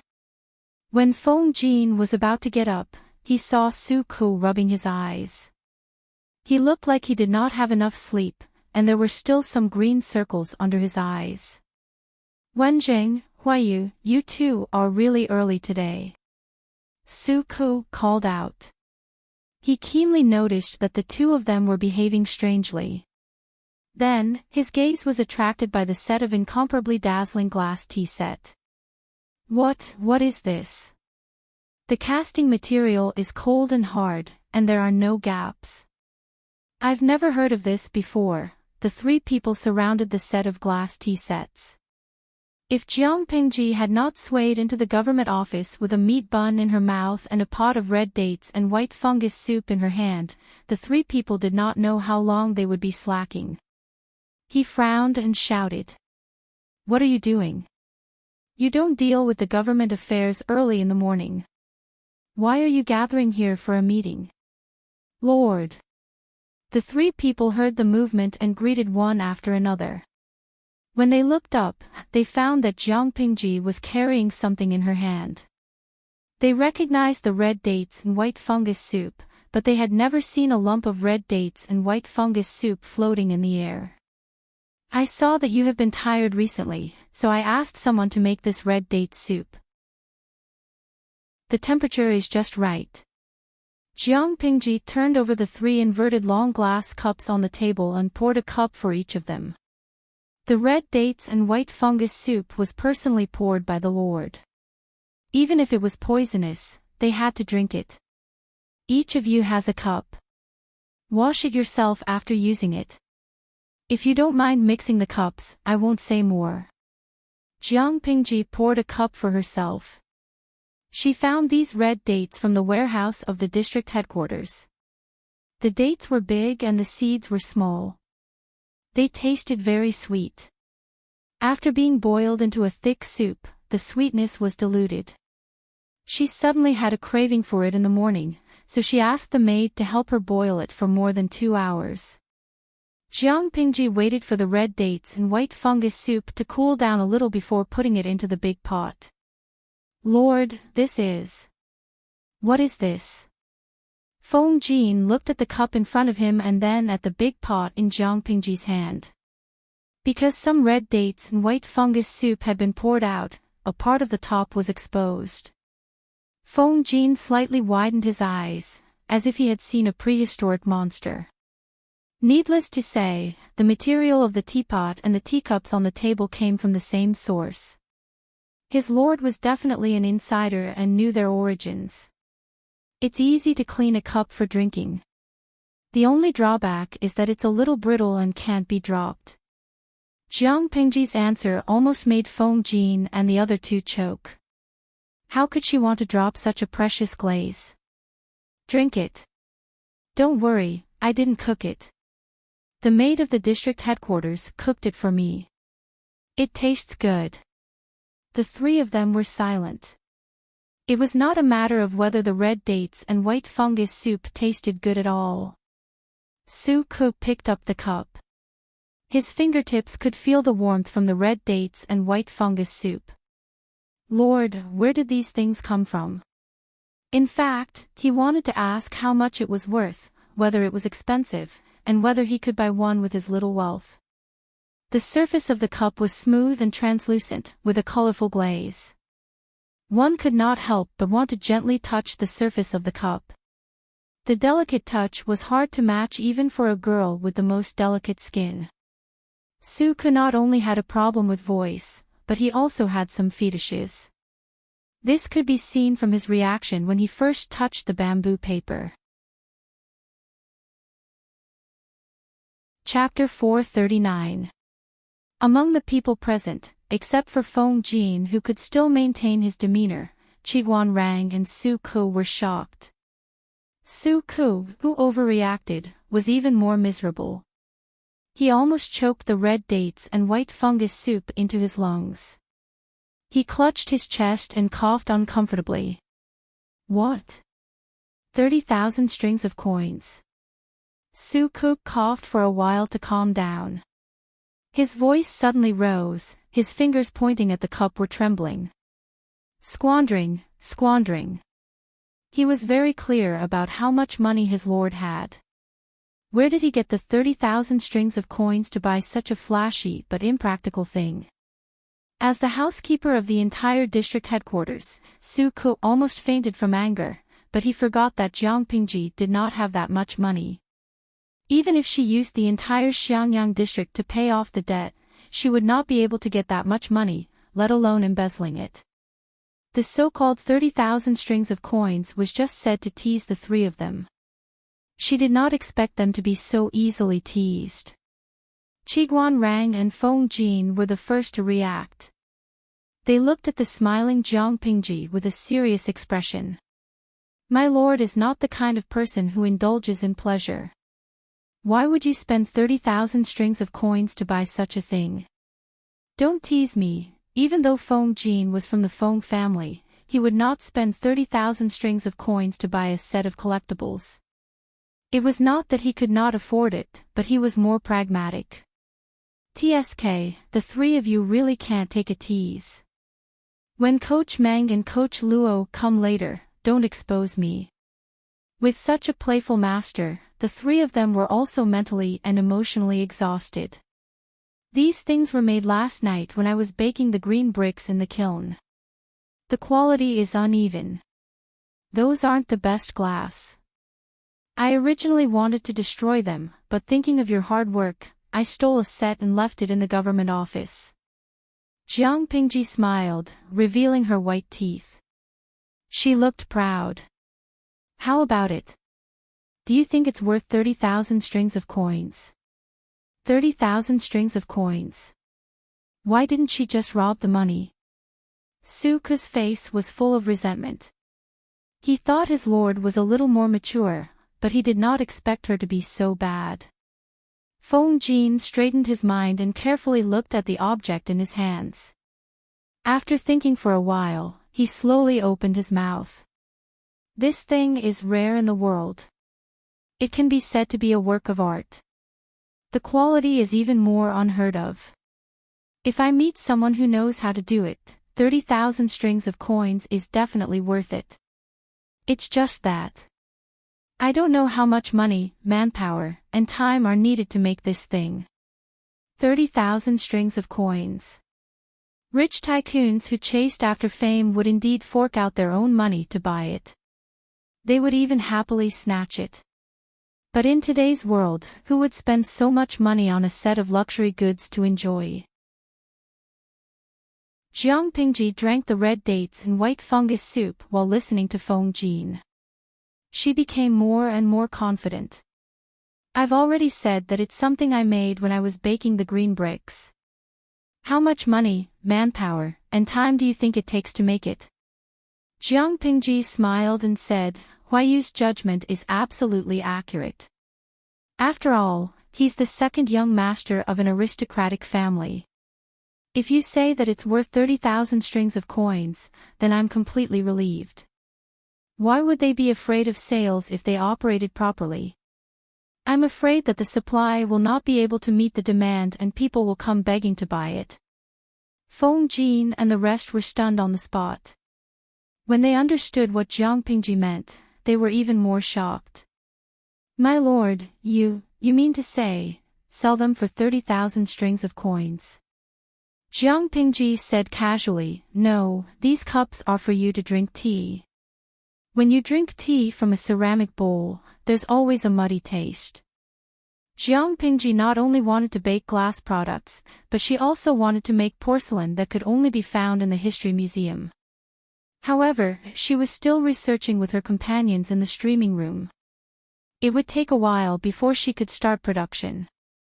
Seeing the three strategists' dumbfounded expressions, Jiang Pingji said shamelessly, Your lord, sympathize with my subordinates. Why would I treat you unfairly and exploit you? The few batches of glass tea sets that are baked in the brick kiln are for sale. Even if your lord plays with mud, she's different from ordinary people. She can play with different tricks. It's not 30,000 strings of coins, it might be 3 million strings of coins, or even more. She wanted to see who would dare to mock her for only playing with mud. If she didn't play with mud, where did the green bricks in Xiangyang district come from? Where did the glass in the brick kiln come from? Although Jiang Pingji didn't show a proud expression, her eyebrows were raised a little more than usual. Feng Jin and the rest were too shocked and didn't notice this detail, but the viewers in the streaming room were sharp-eyed. Jin Tian jigging, TSK, look, the streamer is so proud of herself. Bazia, if you didn't remind me, I wouldn't have noticed this detail. Looking at it now, not only is the streamer's tail high up in the sky, it's practically bringing her to fly to the 9th layer of heaven. Mayan Zizao, the streamer's proud look is asking for a beating, but why do I find it so cute? Don't talk nonsense, sigh, if that's the case, then I'll silently feel sorry for the fool who is about to be cheated. What is a fool? A fool with a lot of money. Come quickly. Jiang Pingji targeted the 3 tribes of the north borderline and set it as the first stop to cheat money. Although the north borderline always fantasizes about how powerful they are and can't wait to use the whites of their eyes to despise Dongqing, they secretly hold things from the hinterland of the Central Plains in high esteem. Not only do they fight to buy them, they even regard it as a fashion. Their mouths are very stubborn, but their bodies are very honest. The noblewomen and ladies of the north borderline are proud of collecting treasures from the Central Plains. Things that can only be sold for 1 or 2 strings of coins in the Central Plains can be sold for at least 10 times more at the 3 tribes of the North borderline. If it weren't for such profits and the dangerous journey, who would be willing to do business in the North borderline? Su Ku and the other 2 were shocked by Jiang Pingji's bold words. They even forgot how to speak. Feng Jin was the first to react. He said solemnly, "My lord, you have to protect the manufacturing method closely. Don't worry. Before we earn enough money, I'll send someone to keep an eye on the brick kiln." Lu Shi had reminded her about this matter, and Feng Jin mentioned it again. How could Jiang Pingji not take it seriously? She had already thought of a way to deal with it. The rarer something is, the greater its value. If there's too much of it, it'll be worthless. Whoever dares to cut off her source of wealth, she'll cut off her descendants. Su Ku's expression was dreamy. He only found his voice after a long while. "My lord, these things. How much exactly do they cost?" "They come with the bricks. It's just a few coins, right?" Jiang Pingji said uncertainly. Everyone was silent again. Things that cost a few coins. Selling them for 30,000 strings of coins. Doesn't your conscience hurt? Su Ku subconsciously raised his hand and touched his chest. They were the ones who earned money. Why should his conscience hurt? Not only did it not hurt, it was also alive and kicking. The 3 of them shouted in unison, "Great! Host V, when this batch of glass is sold, the Xiangyang district government will have the money to pay salaries." Jiang Pingji's words were like a fake bomb that exploded. The audience in the streaming room was so shocked that they couldn't react. Wait. What did the host say? Pay salaries. The audience in the streaming room was still immersed in Jiang Pingji's shamelessness. They didn't expect her to be so shameless. Chapter 440. Such a hard-working, crazy overtime, free, tall, rich, and handsome employee, please give them a dozen. The audience in the streaming room was in an uproar again. Compared to the streamer, Zhou Bapi had no conscience at all. At least Zhou Bapi would pay people a salary, the streamer had never paid a penny. Streamer V, look at what you're saying, I gave you a house, and I supply the food for the entire district. As soon as she finished speaking, a little angel immediately retorted angrily. Tumi Dalao, hee, a house of 3 pennies, exchanged for food, streamer, you're really great. Even though she was ridiculed, who was Jiang Pingji? She did not need to take such ridicule to heart. Jiang Pingji said very generously, before this batch of glass is sold, the brick kiln will not continue to produce glass. After all, the rarer something is, the greater its value, the quantity must be strictly controlled. But we will also start to study other things. Oh, you're all on the same side, as the Lord, I can treat everyone badly, but I can't treat you badly. After we're done today, do you want to follow me to the brick kiln and each of you can choose a set? Although the glass was expensive, she knew her family well. She was not a stingy person, she would share blessings. Lu Shi originally wanted to stay in Xiangyang district for 2 days, but because of the glass, it was delayed for 3 to 4 days. The brick kiln worked day and night, speeding up the firing. The defective products were ruthlessly eliminated and destroyed. The quality glass teaware was carefully packed and placed in a box piled with layers of brocade. Just as Jiang Pingji ridiculed, glass was too fragile. To prevent the treasure from being damaged and losing tens of thousands of strings of coins, the protection work had to be done well. Who could afford to pay for it if it was broken? Although the audience in the streaming room ridiculed her for being too shameless, one thing had to be admitted, no matter how many fakes they were originally made, their true value lay in the market price at the end of the sale.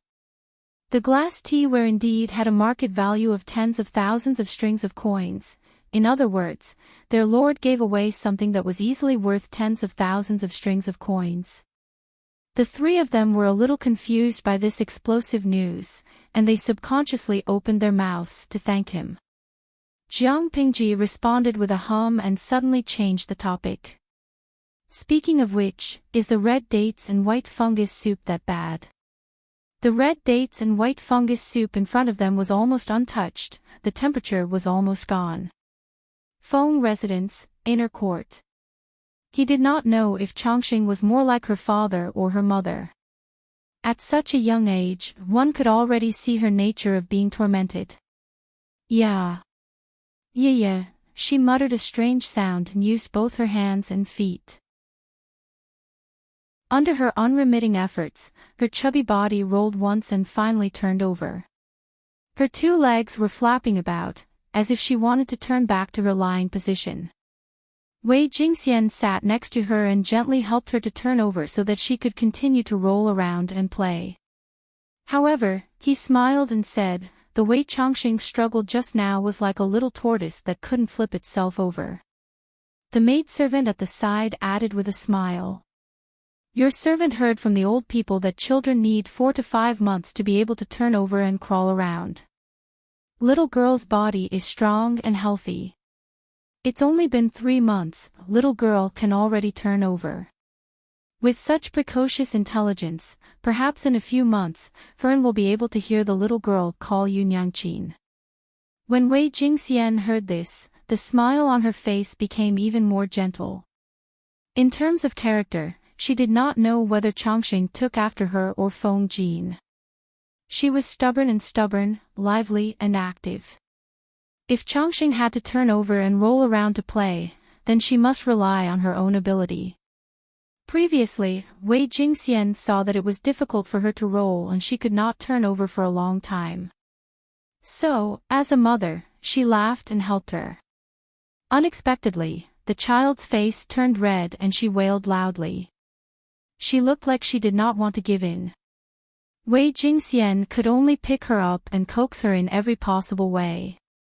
However, Chongqing, who bore a grudge, refused to stop. She was really afraid of this child. After that, no matter how Chongqing rolled around on the table, she did not help. After all, a baby's energy was limited. After rolling around and playing for half an afternoon, how could Chongqing bear it? Not long after, Chongqing was already in a state of drowsiness and fell into a deep sleep.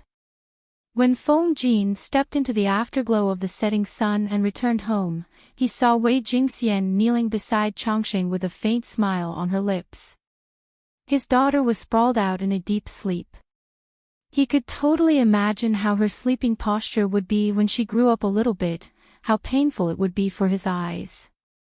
When Feng Jin saw that casual sleeping posture, he hardened his heart several times to ask the servant woman to correct the child.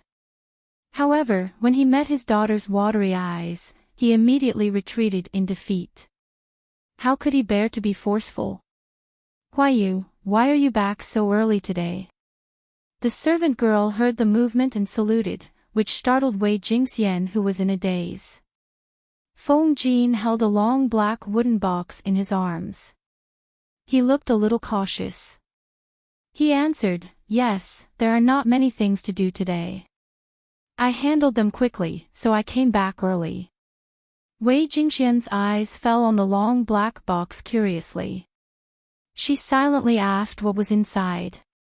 "It's a gift from the Lord, but it's a little fragile. I can't let Chongqing touch it."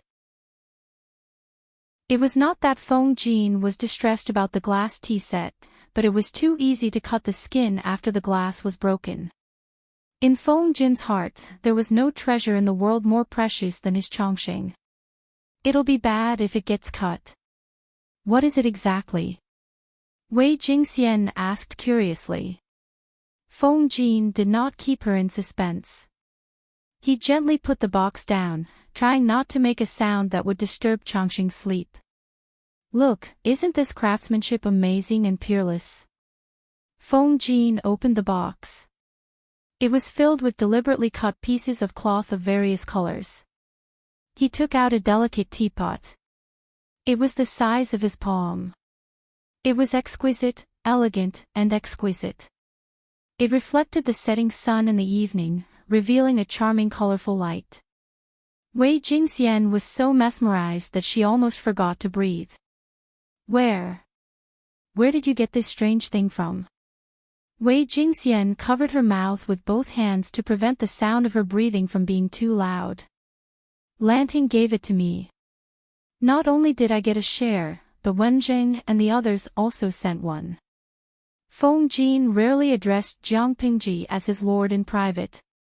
It was not disrespectful, but he was more inclined to treat her as a friend. Wei Jingxian repeated in disbelief, Mr. Qiguan and the others also have a share. She thought that it would be a miracle if there was even one such peerless treasure that excelled the workmanship of the heavens. Yes. Seeing his wife's reaction, Feng Jin suddenly wanted to tease her. How much do you think it sold for? It's such a precious and beautiful thing. The price is definitely not low. It's at least 7,000 or 8,000 strings of coins. Feng Jin smiled and said, Lanting wants to sell it to the nobles of the northern borderline for 30,000 strings of coins. Wei Jingxian's eyes widened in shock. She lost her voice and said, 30,000 strings of coins. Why don't you rob a bank? Chapter 441. A few days later, Lu Shi left with 20 sets of glass tea sets. Jiang Pingji saw him off outside the city. Lanting, you're 16 years old this year. Have you ever thought of revealing your true identity? Lu Shi looked at Jiang Pingji, who was riding on White's back, and said, I'm not asking you to restore your identity now. I just want you to reveal some information to those close to you, in case they can't accept it. It's better to be prepared, just in case. Jiang Pingji thought about it and said, this matter doesn't have to be rushed. Oh. Lu Shi did not understand. Jiang Pingji said, Huayu knows that I'm a girl. He's already accepted the most stubborn part. What's there for me to be afraid of? As for Xiaoyu and Wenjing. TSK, they're not blind. In a year or two, I think a simple disguise won't be able to hide my daughter's characteristics. Let them suspect it themselves. It's better for them to discover it themselves than for me to say it myself. Jiang Pingji was clear about her own body. She had already evaluated Lu Shi's body. She concluded that it would be too difficult to rely on binding to make her chest flat-chested in the future. She couldn't possibly say that she had developed chest muscles, could she? After thinking about it, she decided to restore her original identity when her power was slightly stronger and she conquered the whole of Fengyi County or even Wanzhou. Even if Lu Shi hadn't reminded her, Jiang Pingji had the intention to slowly reveal her intentions. Her chest was slowly beginning to develop. It was too uncomfortable to continue binding. In order to release her cleavage and to breathe smoothly, she had to speed up her pace and build her power. Lu Shi saw that she had her own plans and felt reassured. The father and daughter exchanged a few words, then he asked the horsekeeper to set off. Let's go.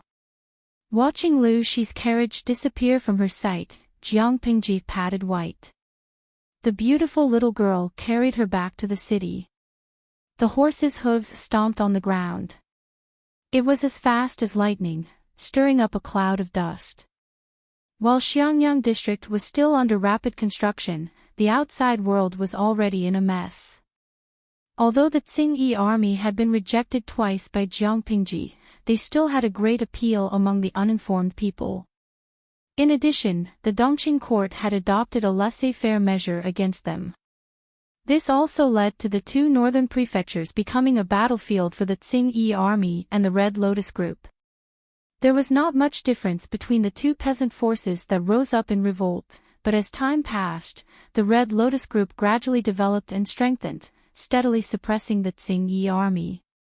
The reason was that the members of the Tsingyi army were bandits, while the Red Lotus group was a group of bandits with beliefs and needs. Was the Dongqing Emperor willing to let these peasants act like tyrants in his territory? Of course, he was unwilling, and he even wished for nothing more than to capture all these wicked people, behead them, and exterminate their 9 generations. He had no choice but to allow the north to descend into chaos. 100,000 imperial guards escorting the entire royal family and the court officials to move the capital to Qinzhou was already very taxing. If the Qingyi army or the Red Lotus group were to harass and pursue them from behind, no one could guarantee the safety of the royal family and the important officials. More importantly, the Dongqing Emperor would not allow his dignity as the emperor to be trampled on like this. Therefore, when 2 groups of peasants rose up in revolt in the north, the Dongqing Emperor simply turned a blind eye to it and allowed them to fight among themselves, restrain each other, and exhaust each other. It was a blessing in disguise for the team that moved the capital to Qinzhou. They traveled steadily and did not encounter too many disturbances along the way. Now that more than 3 months had passed, the huge and bloated team finally stepped into the border of Qinzhou. Calculating the time, they would reach the new capital in another 7 or 8 days. Everyone from top to bottom could not help but heave a sigh of relief. At that moment, the Dongqing Emperor received news that almost made him vomit blood. Unfilial son. The Dongqing Emperor was so angry that his hands trembled. He slapped Wuma Jun hard, and his face tilted to one side. Wuma Jun was called over by the emperor. As soon as the father and son saw each other, he was slapped hard, and he was stunned. Wuma Jun hated the emperor to the core. He could not wait for the old man to die immediately, but he still had to put on a sad expression. He knelt at the emperor's feet sincerely and said with tears streaming down his face, "Father, I don't know what I did to make you so angry, but I still beg you to calm down. Don't harm your body because of me." "Father, father," he cried sincerely and sorrowfully, but his eyes were filled with childish admiration for his father. His acting skills burst forth, moving the audience. However, the Dongqing Emperor was full of anger now. How could he be fooled by Wuma Jun's performance? The more Wuma Jun acted like this, the more disgusted he felt. Therefore, he did not suppress his anger at all. He simply slapped Wuma Jun again so that both sides of his face were symmetrical. "Bastard!" When he spat out these 2 words, Wuma Jun's face turned pale. His eyes revealed a strong hatred. "Father, I have no problem with you slapping me, but you have to let me know what I did wrong, right?" Wuma Jun really hated the emperor in front of him, but he yearned for the emperor's unscrupulous supreme power. Look, if the man in front of him was not the emperor, how could he casually slap him, trample on his dignity, and disregard his character? It was all because the man in front of him was the emperor. At that moment, his inner obsession with the emperor's power climbed to the peak. "What did you do wrong?" "Ha, you bastard, what right do you have to ask me what did you do wrong?" The Dongqing Emperor was so angry that he wanted to laugh at his stupid son. He was handsome, but why was he so stupid? Did he really think that he was the only smart person in the world? Let me ask you, why was Prince Changshu able to take my transfer order and leave Zhangzhou with his troops to Qinzhou? This man has the ambition of a wolf. Are you blind that you didn't see it? Once he shed all pretense of cordiality, both you and I will die without a burial place. Without the emperor's decree, Prince Changshu would not have been able to pass through all the checkpoints without losing a single soldier. The sun in front of him really made him feel cold. Wuma Jun's expression changed. He thought of something and asked in surprise, "Uncle, you brought your troops out of your fief?" The Dongqing Emperor laughed coldly. "Yes, 150,000 soldiers and horses were only 2 days' journey from here. If it weren't for the fact that I had a lot of trusted subordinates who kept an eye out and sent this matter to me as quickly as possible, would I have to wait until the day my head falls to the ground to find out what kind of good things you have done behind my back?" Wuma Jun's face turned pale. Father, I did not do this. The Dongqing Emperor was furious. He lifted his foot and kicked Wu Majun's heart. Bastard, how dare you quibble? He had obviously used his strength to kick his son until he fainted. The Dongqing Emperor took a breath and calmed down a little. He raised his hand and asked the medical officer to examine Wu Majun. Perhaps because he had been too angry recently, the wrinkles on the emperor's face became more obvious and made him look older. Jun, don't be sad. I will give you children in the future, many, many children. The emperor sat on the side of the bed and looked at the pale-faced woman lying on the bed. Her originally beautiful face was now pale and weak, making one feel pity for her. He comforted her, "You're a fool. Why didn't you discuss such an important matter with me?" Hui Jun turned sideways. Her tears flowed silently. She looked very pitiful. Her eyes were misty with tears. She looked at herself and said, "You and the fourth prince are father and son. I am just a stubborn person. No matter how deep my relationship with your majesty is, how can it be deeper than the relationship between your majesty and the fourth prince?" Chapter 442. The emperor's gaze was so gentle that it could drown a person. Hui Jun seemed to be a little shy from his gaze and turned her face away slightly. "Beloved, the person I love the most is you," the emperor said affectionately. Hui Jun blushed and immediately thought of something. She said, "You don't blame me anymore." "When did I blame you?" The Dongqing Emperor said. "That's all that unfilial son's fault. Why should I blame you?" Hui Jun's heart calmed down. She blushed shyly, which made people's throats itch. Then what about Prince Changsho? He's leading troops and has a fake imperial edict forged by the fourth prince. It's okay. I'll send someone to ask him to go back. If he refuses, haha. The Dongqing Emperor comforted Hui Jun gently. "Don't be afraid. I wish I could hurt myself, but I can't bear to hurt you. Why are you so stupid? Take good care of yourself and give birth to 8 or 10 royal children for me in the future." Hui Jun was extremely shy when she heard this. Of course, she was laughing non-stop in her heart. She would rather give birth to a pig's child than this disgusting animal in front of her. Looking at the emperor's back as he left, Hui Jun, who was originally weak, snorted coldly and fell asleep on her side. When the earthquake in Shangjing happened, Wu Majun asked her to find a way to get the emperor's private seal. She used all kinds of excuses to delay it for more than a month. She would be distracted from time to time in front of the emperor, her eyes filled with struggle and pain. Later, Wu Majun was forced into a corner. She had to steal the emperor's private seal and fool around with him again. That night, she secretly asked someone to get an abortion pill. Of course, she was definitely not pregnant. After all, her body had been ruined in her early years. Perhaps she would never have the chance to be a mother in this lifetime, so it was fine to take the abortion pill. However, her carelessness was discovered by the emperor. Under his relentless questioning, she painfully revealed that Wu Majun had forced himself on her during the day. She also revealed that Wu Majun had asked for the emperor's private seal. In order to prevent Wu Majun from being eliminated so quickly, she begged the emperor not to pursue this matter. For this, she put in a lot of effort. She drank medicine and tried to commit suicide.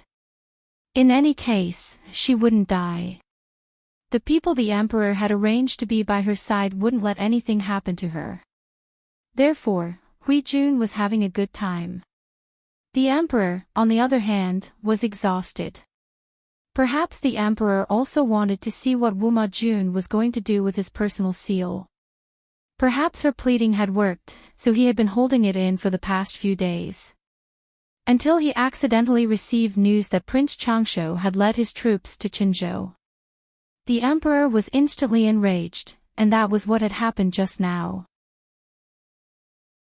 Hui Jun did not understand politics, but she knew one thing: it's easier to invite the devil and then to send him away. Prince Changshu rushed over from Kaifeng with hundreds of thousands of troops. He was ambitious, so how could he be willing to be sent back? It would be best if they fought until their faces were red and their necks were swollen. Their brothers would quarrel with each other and they would not be in the mood to care about the news from the north. She would find a way to kill anything that could threaten her Lang Jun in the cradle. For example, the ambitious princess of the northern borderline. Hui Jun used her status to torment her. His mind was filled with all sorts of nonsense. Hui Jun yawned lazily. She thought about whether she should jump into the water to commit suicide tomorrow, or continue to lie in bed and pretend to be pitiful. When she thought of Wuma Jun and his son, she secretly rolled her eyes. How could such filthy people be the noblest royal family in the world? Hui Jun did not like palace fights. In addition, the emperor valued her. He slowly arranged for more and more confidants. The conspiracies in the harem could not be used in front of her. However, as an arrogant and pampered imperial concubine, it did not mean that she would not cause trouble for others. It was boring on the road. Bullying the emperor's beautiful concubines and the old and faded empress became her daily routine. Bring me the bronze mirror. Hui Jun had just fallen asleep when she thought of something. She ordered the palace maid to bring the bronze mirror. Her body was getting healthier. In order to maintain her sickly appearance, she did not torment herself into a serious illness. Instead, the palace maids around her fell ill one after another. She opened her watery eyes and saw that the woman in the mirror was still as beautiful as ever. She sighed faintly. Why was there such a stunning beauty in the world? Daily Narcissism, 1/1, completed. Hui Jun was not a person who paid much attention to her appearance. However, she faintly realized that such a perfect body had something to do with her Lang Jun. What kind of method could make a person with average looks become a beauty that could cause the downfall of a city? Hui Jun felt that this was probably the method of a deity. Thus, she slowly began to pay attention to herself in the mirror. She compared herself in the mirror with the one in her memory. Gradually, she developed the habit of looking at herself in the mirror. She enjoyed it very much. Wuma Jun's injuries were serious. He was unconscious for most of the night. The medical officer used the best medicine to pull him back from the gates of hell. Seeing that Wuma Jun had woken up, Lu Huan heaved a sigh of relief. "Husband, you're awake." She was only 13 years old. Her figure was petite and weak. However, her belly was very big. It was only 5 months, but her belly was bulging like a balloon. It was as if she had been pregnant for 8 or 9 months. It made people feel heavy just by looking at her. If an ordinary woman was pregnant with such a big belly, her complexion would not be good. However, Lu Huan was different. Her complexion was getting better day by day. Even her footsteps were lighter. Many servants secretly suspected that there was a problem with the 4th imperial concubine's belly. Could it be a fake pregnancy? Before this ridiculous rumor could spread, Lu Huan had already dragged the person out and beaten him to death. She was pregnant with the precious royal grandson. Who said that it was a fake pregnancy? Wuma Jun woke up and looked straight up. He did not say a word. However, deep in his eyes, a thick and dense hatred was brewing. "Husband, drink some ginseng soup. I personally brewed it for you." Lu Huan tried hard to fight for Wuma Jun's love. Unfortunately, this person did not touch her except on their wedding night. She knew that Wuma Jun still had that B*TCH, Hui Jun, in his heart. Get lost. Wuma Jun raised his hand and knocked the bowl of ginseng soup to the ground. His face was ferocious. His eyes were bloodshot. He looked very terrifying. In the north of Dongqing, it had become a battlefield for the Tsingyi army and the Red Lotus group. The people were mourning. Only Xiangyang district had become a pure paradise. The construction progress was getting faster and faster. The entire district was full of vitality. The forces in the south of Dongqing were even more nervous. Prince Changshu did not obey the imperial edict and refused to return to his fief. His ambition was obvious. Under such circumstances, the forces in the north borderline also began to stir. Liu Shi returned to Chongzhou under such circumstances. He took a brief look at the government affairs during this period of time. He discovered that there were faint rumors in the north borderline. Obviously, they felt that the time was ripe. They wanted to take advantage of Dongqing's complete weakness to destroy Dongqing in one fell swoop and occupy the central plains at the lowest cost. Their ambition was not small. Liu Shi roughly estimated the situation in Dongqing and sneered coldly in his heart. Before the three tribes of the north borderline made a move against him, he would first make a move against them. Crack! Liu Shi took a bite of the seasonal fruit. His mouth watered. He waved his hand and summoned his butler. The Liu residents had many businesses in the open and in the dark. Their business network had already spread throughout the north borderline. This was an invisible intelligence network. Before the outbreak of chaos, he wanted to make a fortune. Otherwise, when the north borderline completely declared war on Dongqing, such good business would be rare. Thinking of the 20 sets of exceptional treasures, Liu Shi's smile grew wider. Chapter 443. The northern borderline was vast and had a small population. Coupled with the years of war, it was difficult for the people to survive.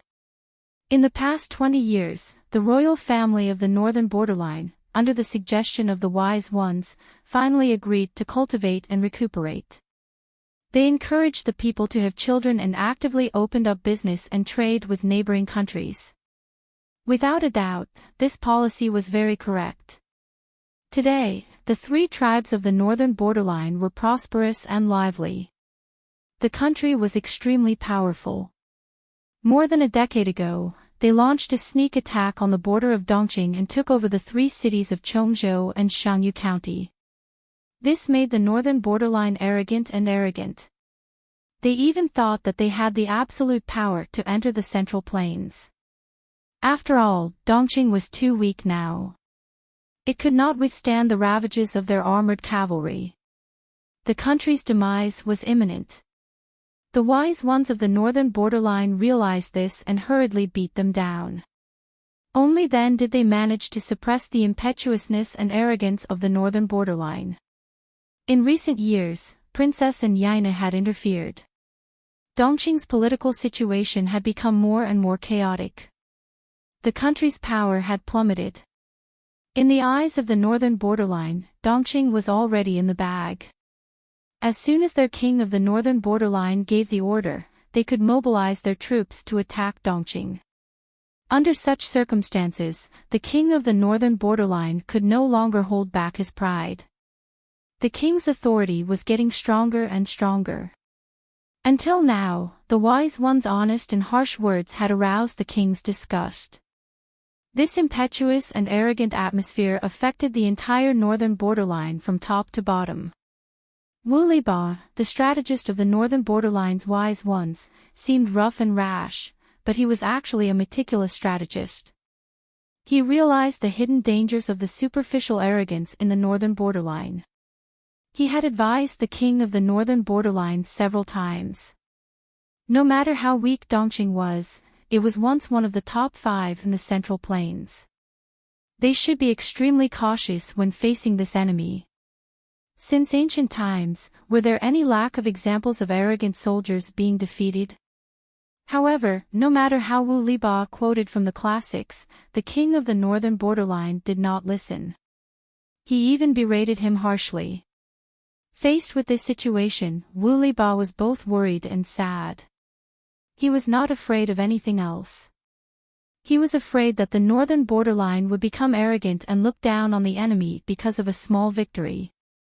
Today, he was scolded by the king of the northern borderline again because of his advice. He hoped that the king of the northern borderline would order in order to restrain the excessive extravagance of the subjects and the exaggerated status of showing off their wealth. He pointed out the shortcomings and spoke generously, but the king of the northern borderline did not accept it. Wu Liba sighed. This was not a good thing for the north borderline, but he could do nothing about it. He couldn't tell when it started, but this demonic wind and evil qi had spread throughout the entire northern borderline.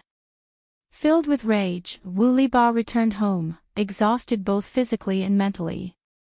A few female slaves came forward to serve him. He waited for a long time but did not see his wife. His thick eyebrows were tightly knitted together and his eyes were filled with undisguised unhappiness. He really looked down on this crude and uncultured wife of his. However, this marriage was fought for by Wu Liba's elders.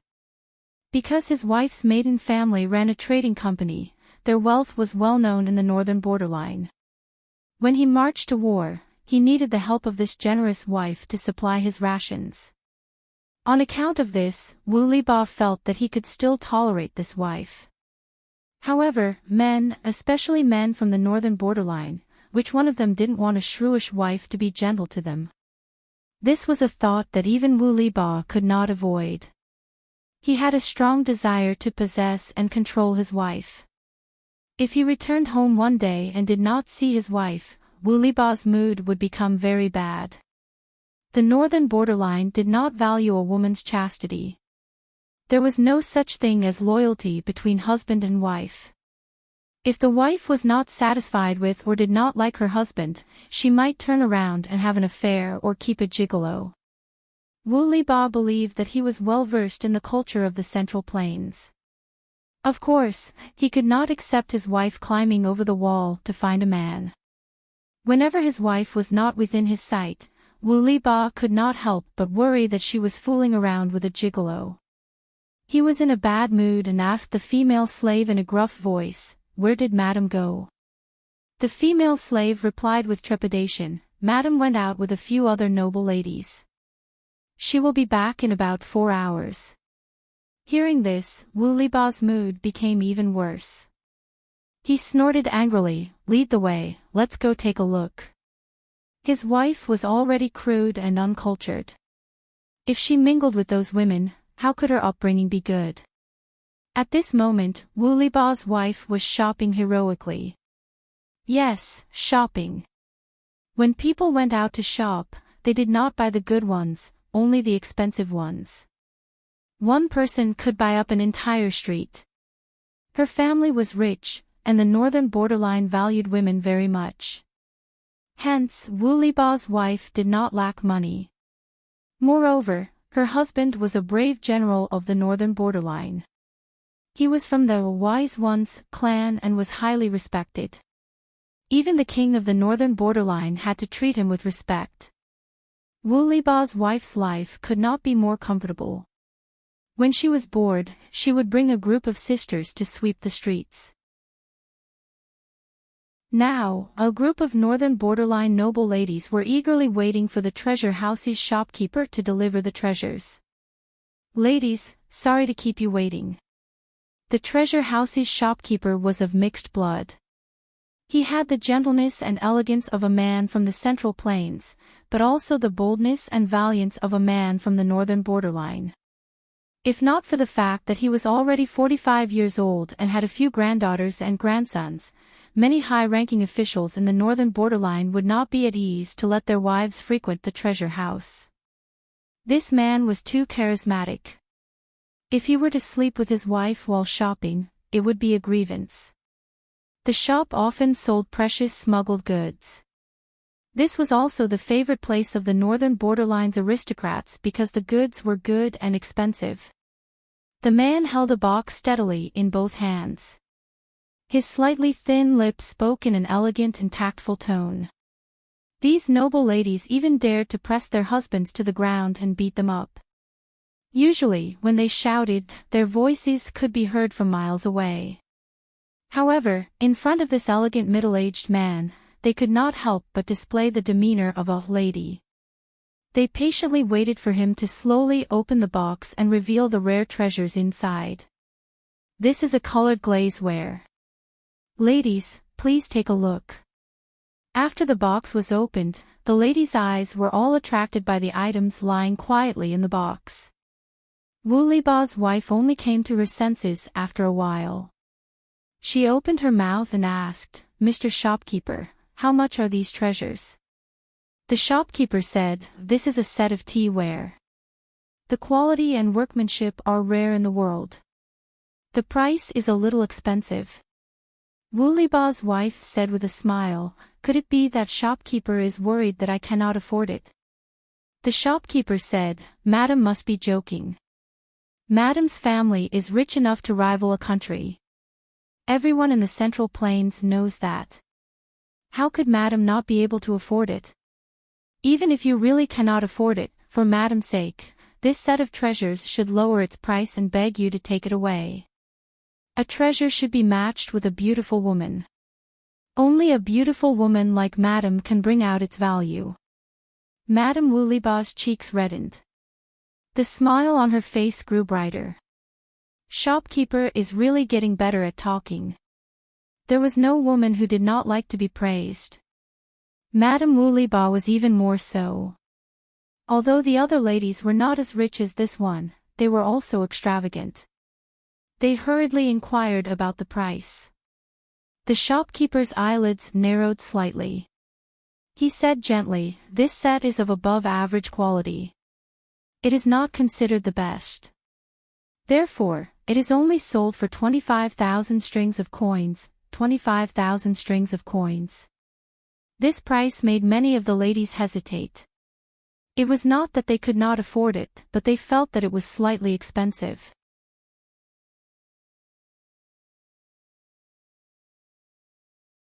There's a strange record of the Great Xia dynasty.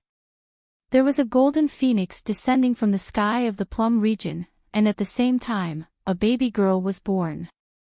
This baby girl was one of the founding fathers of the Great Xia dynasty. After her death, she was conferred the title of Marquis of Inner Pass, Duke Su. The shopkeeper explained in detail to the madams, these colored glass artifacts were found at the place where the golden phoenix landed. Each one of them is magnificent. It's just that the person who discovered it was too crude and ignorant, causing some damage to the glazed artifact. It's no longer as stunning as it was before. Madame Wu Liba was the most cultured among the madams, and she loved to show off her culture. She said, "I've heard of this story before. It said that Marquis of Inner Pass, Duke Su, had the life of a golden phoenix. She was a goddess who descended from the heavens. These colored glazewares, could they be celestial items that came with Duke Su from the heavenly palace?" The shopkeeper hesitated and said, "I don't know about this.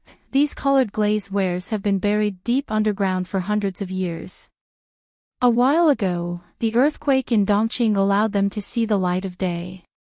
The store had to expend a lot of resources to get a few sets of them.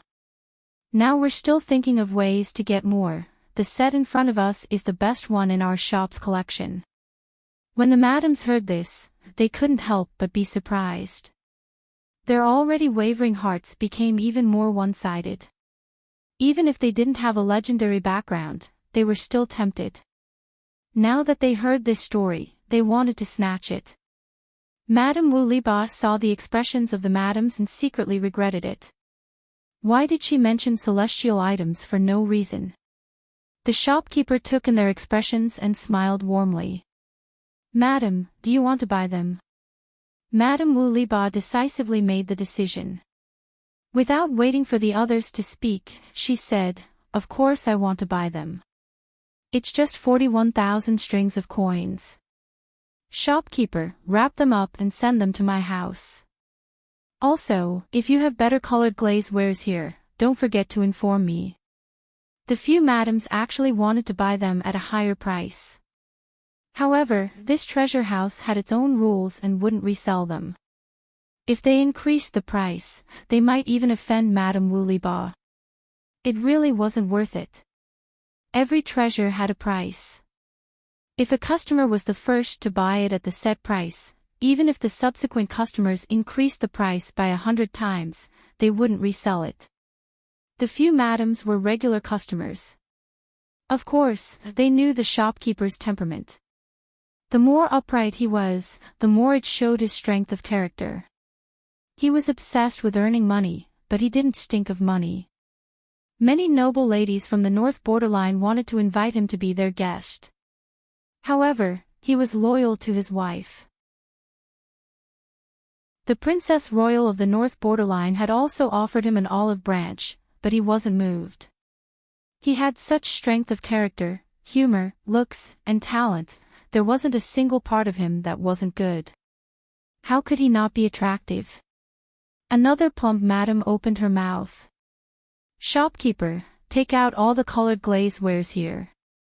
The shopkeeper smiled and agreed. He personally brought them out. When the 9 sets of glass tea wares were lined up, the dazzling sight made even some madams who didn't have any intention of buying feel tempted. At this moment, there was only one thought in everyone's mind: don't be afraid of the price.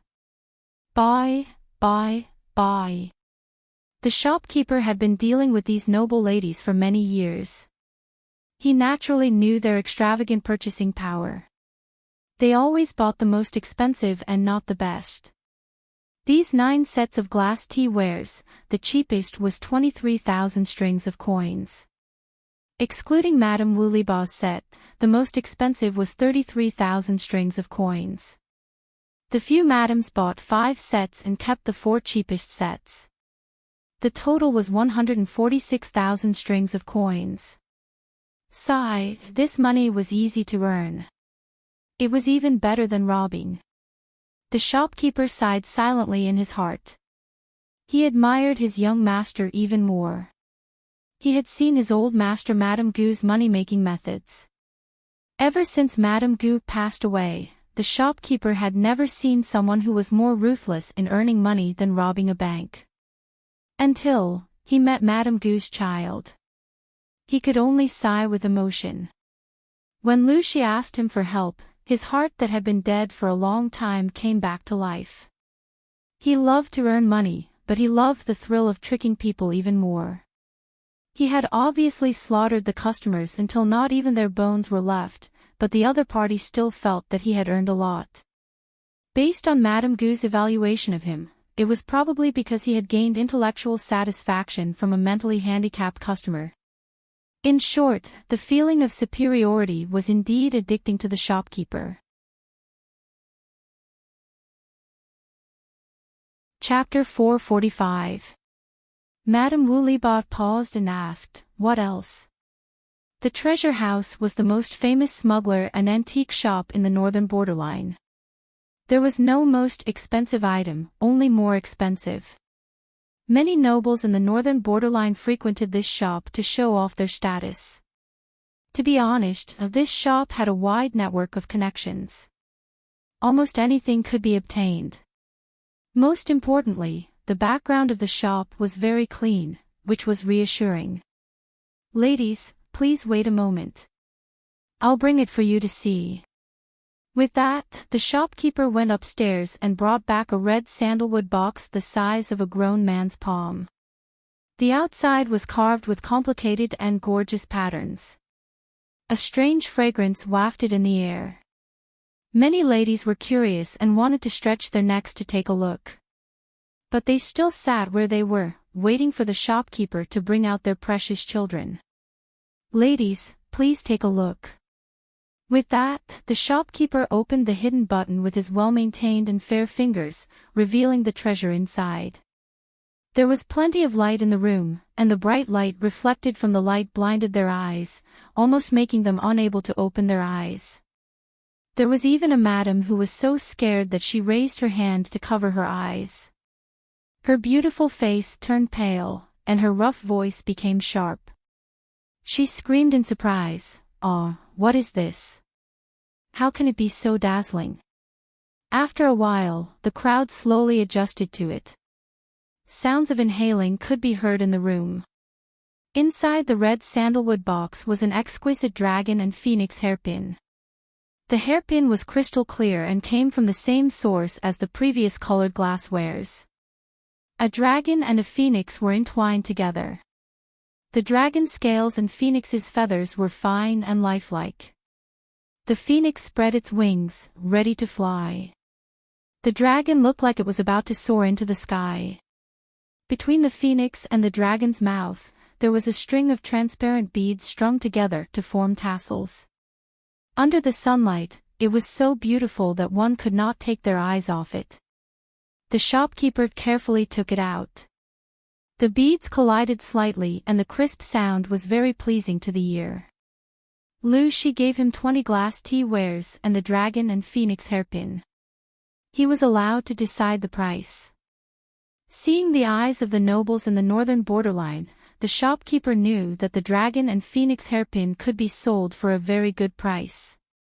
Women could not like exquisite antiques, but they could not resist the temptation of dazzling jewelry.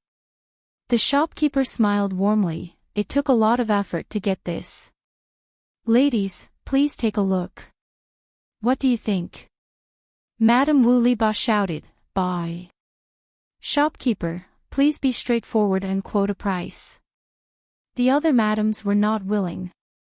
What? They had bought the best glaze, and they still wanted to monopolize this peerless treasure. The plump lady raised her chin slightly, her eyes slanting. She said unhappily, Madame Wu, this isn't right. Everyone didn't say that they wouldn't buy it, so how could they let you buy it all? I also want to buy this hairpin. Shopkeeper, we are old acquaintances and know the rules here. Why don't we go to the highest bidder? The shopkeeper knew how to maximize the value, and he also knew that this kind of transparent and dazzling jewelry could not only be sold once, so he couldn't be too ruthless the first time, or else he wouldn't be able to make use of it in the future. This principle was the same as raising pigs and only killing them during festivals. Because they were fat, it would feel good to slaughter them. Madams, please listen to me. There's news from my store that there's more than one piece of jewelry. The shopkeeper spoke up to ease the atmosphere. It's just that they're currently in someone else's hands. It'll take some time to get them. Madams, if you can wait for a while, then you can buy it again. Don't hurt the harmony. When the madams heard this, their expressions turned slightly better. They believed in the shopkeeper's ability, and indeed, he could get whatever he wanted. However, the earlier they bought, the earlier they could enjoy. There were only so many treasures, but there were many people fighting over them. When the reputation of this dragon phoenix hairpin spread, who knew how many northern borderline madams would want to buy it? How many competitors would there be then? Thinking of this, everyone had their own thoughts. At this moment, a familiar male voice came from outside. Madame Wu Liba's expression changed, and she was faintly unhappy. The shopkeeper secretly raised his eyebrows. He had long heard of the reputation of the northern borderline's fierce general Wu Liba, but this was the first time he had seen him in person. If it was an ordinary person, he would probably be so frightened that he would bow and scrape, or even make a fool of himself. But who was the shopkeeper? He had dealings with many northern borderline nobles. Back then, the Princess Royal of the northern borderline had a crush on him, and wanted him to be her guest. He had managed to deal with such a large entourage, so why would he be afraid of Wu Liba? On the other side, when Wu Liba found out that his wife had spent 41,000 strings of coins to buy a set of flashy but impractical items, his face turned green with anger. It's just something to scare people. You're quite generous, wife. You don't even know that you've been cheated, Wu Liba said. Madame Wu Liba snorted and rolled her eyes at her husband. Pointing at the set of glass tea sets, she said, You say that I've been cheated. Then why don't you tell me where they came from? Haven't you been to Dongqing and have a deep understanding of the customs and objects there? You can tell that they're not ordinary. Then why don't you take a look and see if they're treasures? Wu Liba was choked by his own wife and was momentarily speechless. His brown-black face was twisted together. After a long while, he said embarrassedly, "They look like porcelain. Nowadays, there was already the technology to bake porcelain. However, the porcelain that was produced was mostly of poor quality. There were crisscrossing cracks on the surface. There were not many that looked good, so most of the people in the Central Plains still used pottery. As for porcelain, Wu Liba kept a set in his study. He often played with it. Porcelain was considered a luxury item in the Central Plains." The shopkeeper curled his lips and said in a warm voice, "Porcelain is mostly green or gray in color. It's of poor quality and is made from ordinary clay. Although I don't know what material is used to make these colored glasswares, they are clear and shiny. The texture is crisp and does not look like something from the mortal world. How can mere porcelain be compared to them?" Wu Liba heard this and could not explain it. He had some understanding of the things in the Central Plains, but he had indeed never seen anything made of this material. The color of the clay on the ground was mostly gray, black, yellow, and brown. It was impossible to make it transparent. Madame Wu Liba saw that he could not say anything and said angrily, "Humph, it's not your money. Why are you so distressed?" Wu Liba became more and more embarrassed, but he did not dare to argue with his wife, lest others laugh at him. Seeing the shopkeeper frown and lower his eyes, he became even angrier. The culture of the North Borderline was so superficial and extravagant. It was impossible to avoid this treasure house. Even if other similar shops popped up like mushrooms after the rain, the treasure house still sat firmly on the fishing platform. Who knew how much money it had earned over the years? Wu Liba was furious. "It's you scoundrels who make the North Borderline so luxurious." The shopkeeper said smoothly, "General, you are wrong. Life is short. You have tens of thousands of taels of silver at home. You can enjoy delicacies from the land and sea. Why do you still have to live like this? Your wife is of high status. Her clothes and daily necessities should be in line with her status. Otherwise, how is this different from wearing silk clothes and walking at night?" The shopkeeper's words could also be translated as, "You don't have money to buy for your wife. Your wife will buy for herself. Why are you blabbering?" Chapter 446. Wu Liba had nothing to say and could only glare at the shopkeeper with his bell-like eyes. The shopkeeper was still as graceful as ever. With Wu Liba as a teammate who was a burden, Wu Liba's wife was unable to purchase the dragon and phoenix hairpin. Under the persuasion of the shopkeeper, it was bought by a noblewoman for the price of 57,000 strings of coins. The lady took off the pearls on her head on the spot and put on the dragon and phoenix hairpin. The tassels and pearls collided with each other as she walked, making a pleasant tinkling sound. When she walked under the sun, the bright and beautiful colors made her the center of attention. The other ladies saw it and felt even more regret. Wu Liba's wife was so angry that her face turned green. If it wasn't for her husband dragging her down, the hairpin would have definitely belonged to her. Now, it was on someone else's head. She suppressed her anger and repeatedly reminded the shopkeeper to inform her immediately if there was any stock. The shopkeeper agreed with a smile, but only he knew what he was thinking in his heart. The easier it was to get something, the less valuable it was. He would let these ladies covet the dragon and phoenix hairpin for a while. When they were done with jealousy and hatred, he would introduce new glass jewelry. Would he still have to worry about not being able to sell it at a high price? Although the wise ones were an eyesore, they were indeed much smarter than the simple-minded people of the northern borderline. The shopkeeper had lived in the northern borderline for so many years and knew the internal situation of the northern borderline very well. Now that Dongqing was in chaos, if he did not prepare early, he was afraid that he would not be able to stop the northern borderline's cavalry. As a merchant, the only thing he could do was to earn more money from the people of the northern borderline and make the atmosphere here more welcoming to foreigners. Since ancient times, it was easiest to earn money from women and children. His old boss's words were indeed wise. The northern borderline had no shortage of gold and silver. Such a large transaction could not be done with scattered copper coins. Naturally, it had to be converted into gold, silver, and jewelry. Therefore, when the gold and silver worth a total of 203,000 strings of coins was delivered to the shop, even the shopkeeper, who was used to seeing large amounts of money, could not help but sigh. This money is simply easier to earn than the wind. Because the treasure house did a lot of smuggling business, there was a price difference between the two places.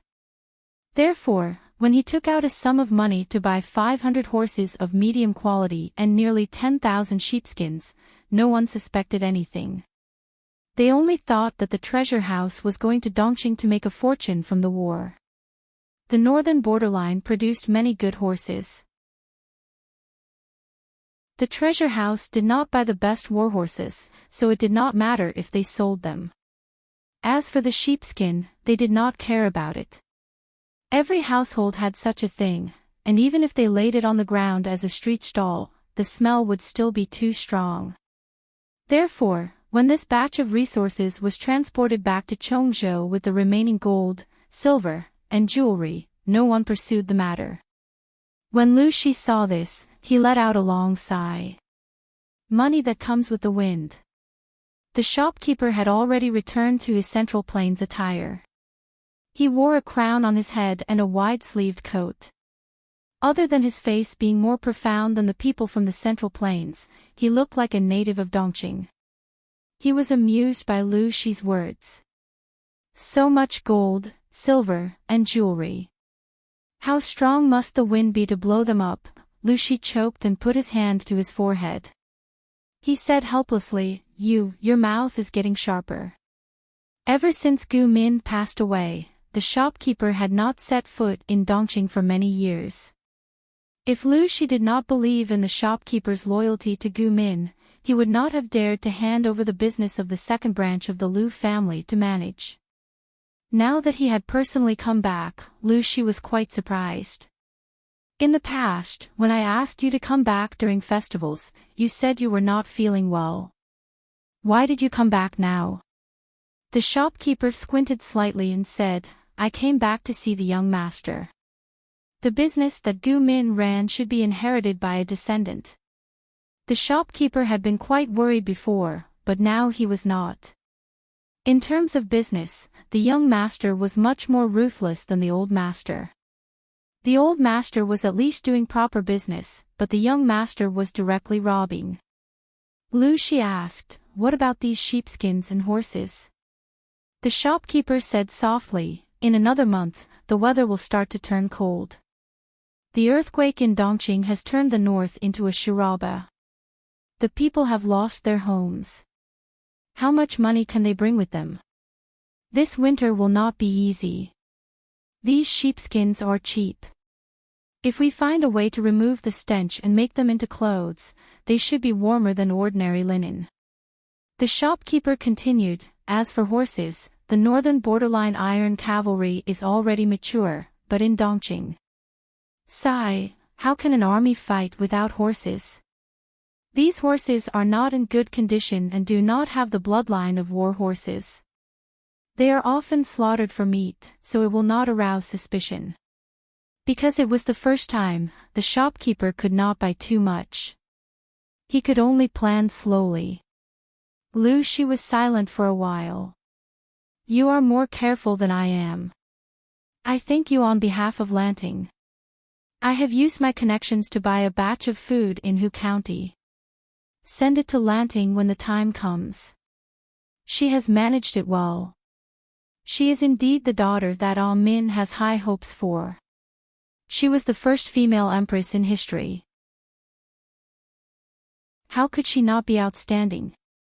The shopkeeper said, the parents are extraordinary, so the children are naturally extraordinary. After saying that, the shopkeeper seemed to have thought of something. He frowned and asked, how is your control over Hu County now? Lu Shi smiled. It's all right. Although he had been transferred to Chongzhou to be the Chongzhou magistrate, Hu County was the base camp that he had managed for many years. The new chief of Hu County appointed by the Dongqing Emperor was too weak.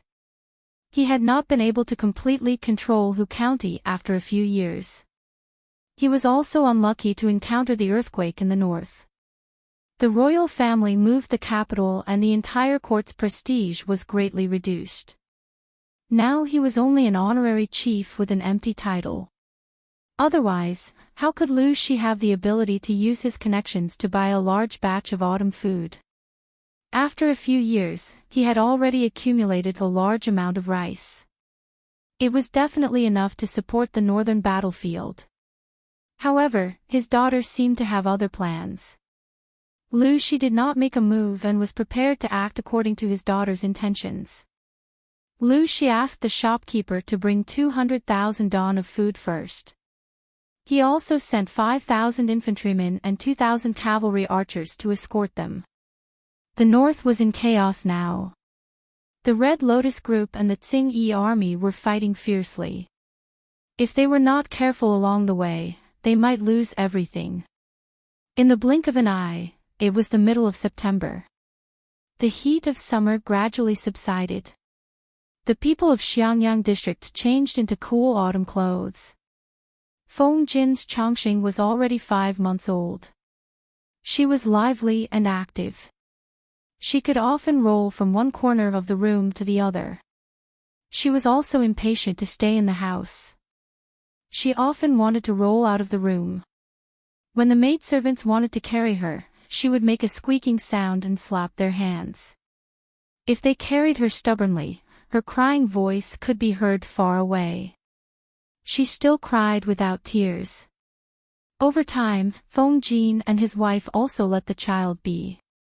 However, they never expected that the older the child, the more willful her temperament became. For example, today, she especially clung to Feng Jin. She hugged his sleeves and refused to let go. She tried her best to crawl into his sleeves.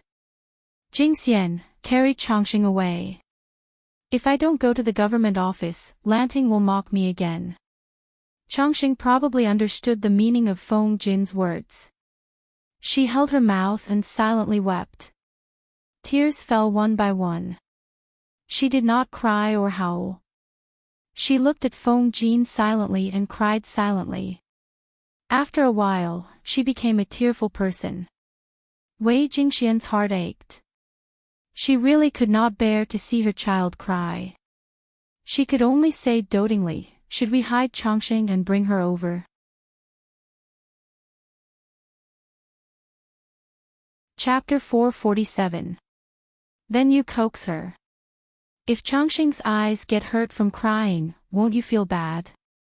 Wei Jingxian put a big label on Feng Jin. Feng Jin was speechless.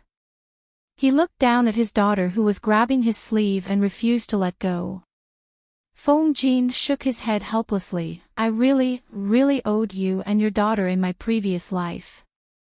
Therefore, Feng Jin's posture when he went to the government office today was a little strange. The people below did not dare to ask. At most, they looked at him strangely. Feng Jin went to the government office shamelessly. Because it was still early, he quietly went to his seat, pulled a cushion over, and hid the lump of fat sleeve under the low table. However, Chongqing's temper was hard to understand. She was very obedient on the way, but once she entered the government office, she did not want to stay in his sleeve anymore. Huayu, what's wrong with you? Qiguan Rang's work was about to end. Nearly 80% of the people had completed their registration. His work was not so rushed. He simply slowed down his pace and no longer worked overtime crazily. He ate and slept well every day. After a few days, his thin and sunken cheeks had also regained some flesh. He looked a little more plump, and his complexion was rosy. Therefore, during this period, the first person to come to the government office was often not him, but either Feng Jin or Su Ku. Feng Jin felt his daughter struggling, and his expression changed slightly. No, nothing. He was about to grab his little daughter back, but she rolled out of his sleeve unexpectedly. Qiguan Rang was shocked. He looked at Feng Jin, then looked at the chubby girl. He opened his mouth but could not say anything for a long time. I didn't expect that you, Feng Huayu, are also involved in human trafficking, right? Qiguan Rang's mind changed. He had clearly guessed the identity of the little girl, but he still laughed and joked. Feng Jin's face turned red. He simply gave up and closed his eyes to admit it. Chongqing is too clingy. This morning, she grabbed my sleeve and refused to let go. After crying silently for a quarter of an hour, I really could not bear to bring her here. She is very obedient. She doesn't even cry normally. If you give her something, she can play with it for a long time. Qiguan Rang reached out to Chongqing. I didn't say that your daughter is noisy. Come, eldest niece, let Uncle Qiguan hug you. Qiguan Rang was actually very fond of children. His first wife had passed away due to illness and did not leave behind any children. Later on, he married Master Wei Yuan's eldest concubine's daughter. The two of them were very loving after their marriage and only gave birth to a daughter 2 years later. However, he felt that it was chaotic outside and did not bring the mother and daughter with him when he left Chongzhou. Chongqing was friendly and bold. She climbed up Qiguan Rang's clothes. Her movements were swift. Her hands and feet are really strong. Sister-in-law is really good at raising children. Qiguan Rang's posture of carrying the child was very standard. Chongqing was not afraid of him. She reached out and wanted to touch his hair crown. Feng Jin secretly turned his face away. This daughter of his was too bold and aggressive. She did not have the slightest hint of gentleness that a woman of the Feng family should have. Chongqing was very generous and gave Qiguan Rang a wet, saliva-dripping kiss on his face. Pop, after the Grand Prince, she smiled and opened her mouth, revealing a small row of teeth that had just emerged. Your daughter is more likable than you. Qiguan Rang made a brief comment.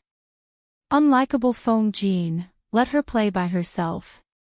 Don't disturb you. Although Feng Jin had brought Chongqing over, he did not want to delay his colleague's work because of this. It's all right. The child is still too young. If I don't keep an eye on her, she will easily get into trouble. Qiguan Rang's main job was to be responsible for registration and sorting out the household register. Fortunately, he still had 9 girls who were busy at his side. As his immediate superior, it was fine for him to be a little lazy. You, on the other hand, haven't finished sorting out the case files. I'm afraid you'll be busy for a while. Feng Jin was speechless. He watched helplessly as Qiguan Rang carried his daughter to the side and played with her. In just a short while, his daughter was already glued to Qiguan Rang. No. Whose daughter was this? Chongqing giggled. Her big eyes were about to turn into slits. She climbed up and down Qiguan Rang's body intimately. Not long after, Su Ke also arrived. Seeing that there was an additional girl in the government office, he raised his eyebrows and walked around as if there was no one around. He was extremely cold. Be careful. Hide the child well in case the Lord sees her and snatches her from you, Su Ke said in a low voice. Qiguan Rang raised his eyebrows. Don't worry. With the Lord's temperament, she will not come every day. Jiang Pingji did not come to the government office every day. Every day, she was either playing with mud or playing with wood. During this period of time, she was almost always in the carpentry workshop, working on some siege weapon model. Meng Han and Luoyue seemed to be absent-minded.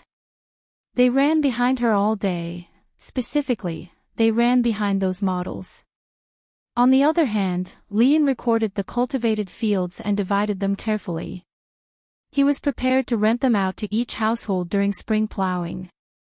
Issues such as farming tools and cattle were also put on the agenda.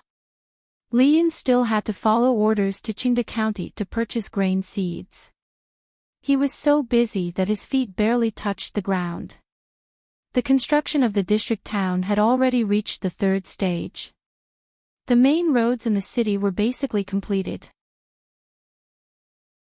The roads were paved with bluestone bricks. Even when it rained, the roads were still clean. In Xiangyang district, there was a place that the people called the Noble District. There were rows upon rows of newly built houses. It was extremely beautiful. Speaking of the Noble District, one had to mention the 20 girls that Jiang Pingji had previously taken in.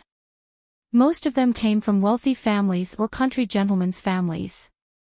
Jiang Pingji returned their family property to them after settling the accounts.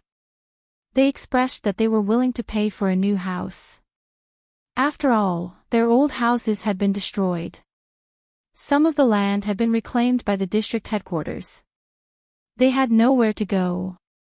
Seeing the new house that was being built uniformly, everyone was tempted. You are now considered a part of the district headquarters. You have helped the district headquarters greatly. Indeed, you should be rewarded according to your contributions. Let's do it this way. The fifth batch of two-level houses will be built for 4,000 strings of coins each. If you can't afford it, you can pay a deposit first and the rest will be paid in installments. If you agree, I will sign a new contract for you. Faced with the requests of the girls, Jiang Pingji thought for a while and came up with a compromise. Do you have any thoughts of entering the district headquarters to work? You can choose to pay with grain or money of equivalent value. They could still manage the manpower they had now, but when their territory expanded in the future, they would probably go crazy with work. Taking advantage of the buffer time, they should first train a group of people. If they needed more people in the future, they could directly send them over. Just thinking about it made them happy. The girls listened to Jiang Pingji's suggestion and opened their eyes wide in surprise. During this period of time working in the district headquarters, the hard work had diverted their attention. It had more or less soothed the hurt they had suffered from the Tsingyi army. Although it was very tiring, the girls quite liked the feeling of working on their own. It was much more fulfilling than staying in the backyard. Hearing that they could receive a monthly salary, they were even more tempted. Some of them agreed on the spot. Others also agreed after some hesitation. Without Jiang Pingji, they would have long been tortured to death by the Tsingyi army. Even if they did not die, their family property would have fallen into the hands of other clansmen. Lonely women who had lost their chastity could hardly survive in today's world. The young district magistrate in front of them gave them a chance. Only fools would not seize it. If they had a position in the district magistrate, the shameless elders in the clan would not be able to force them to do anything.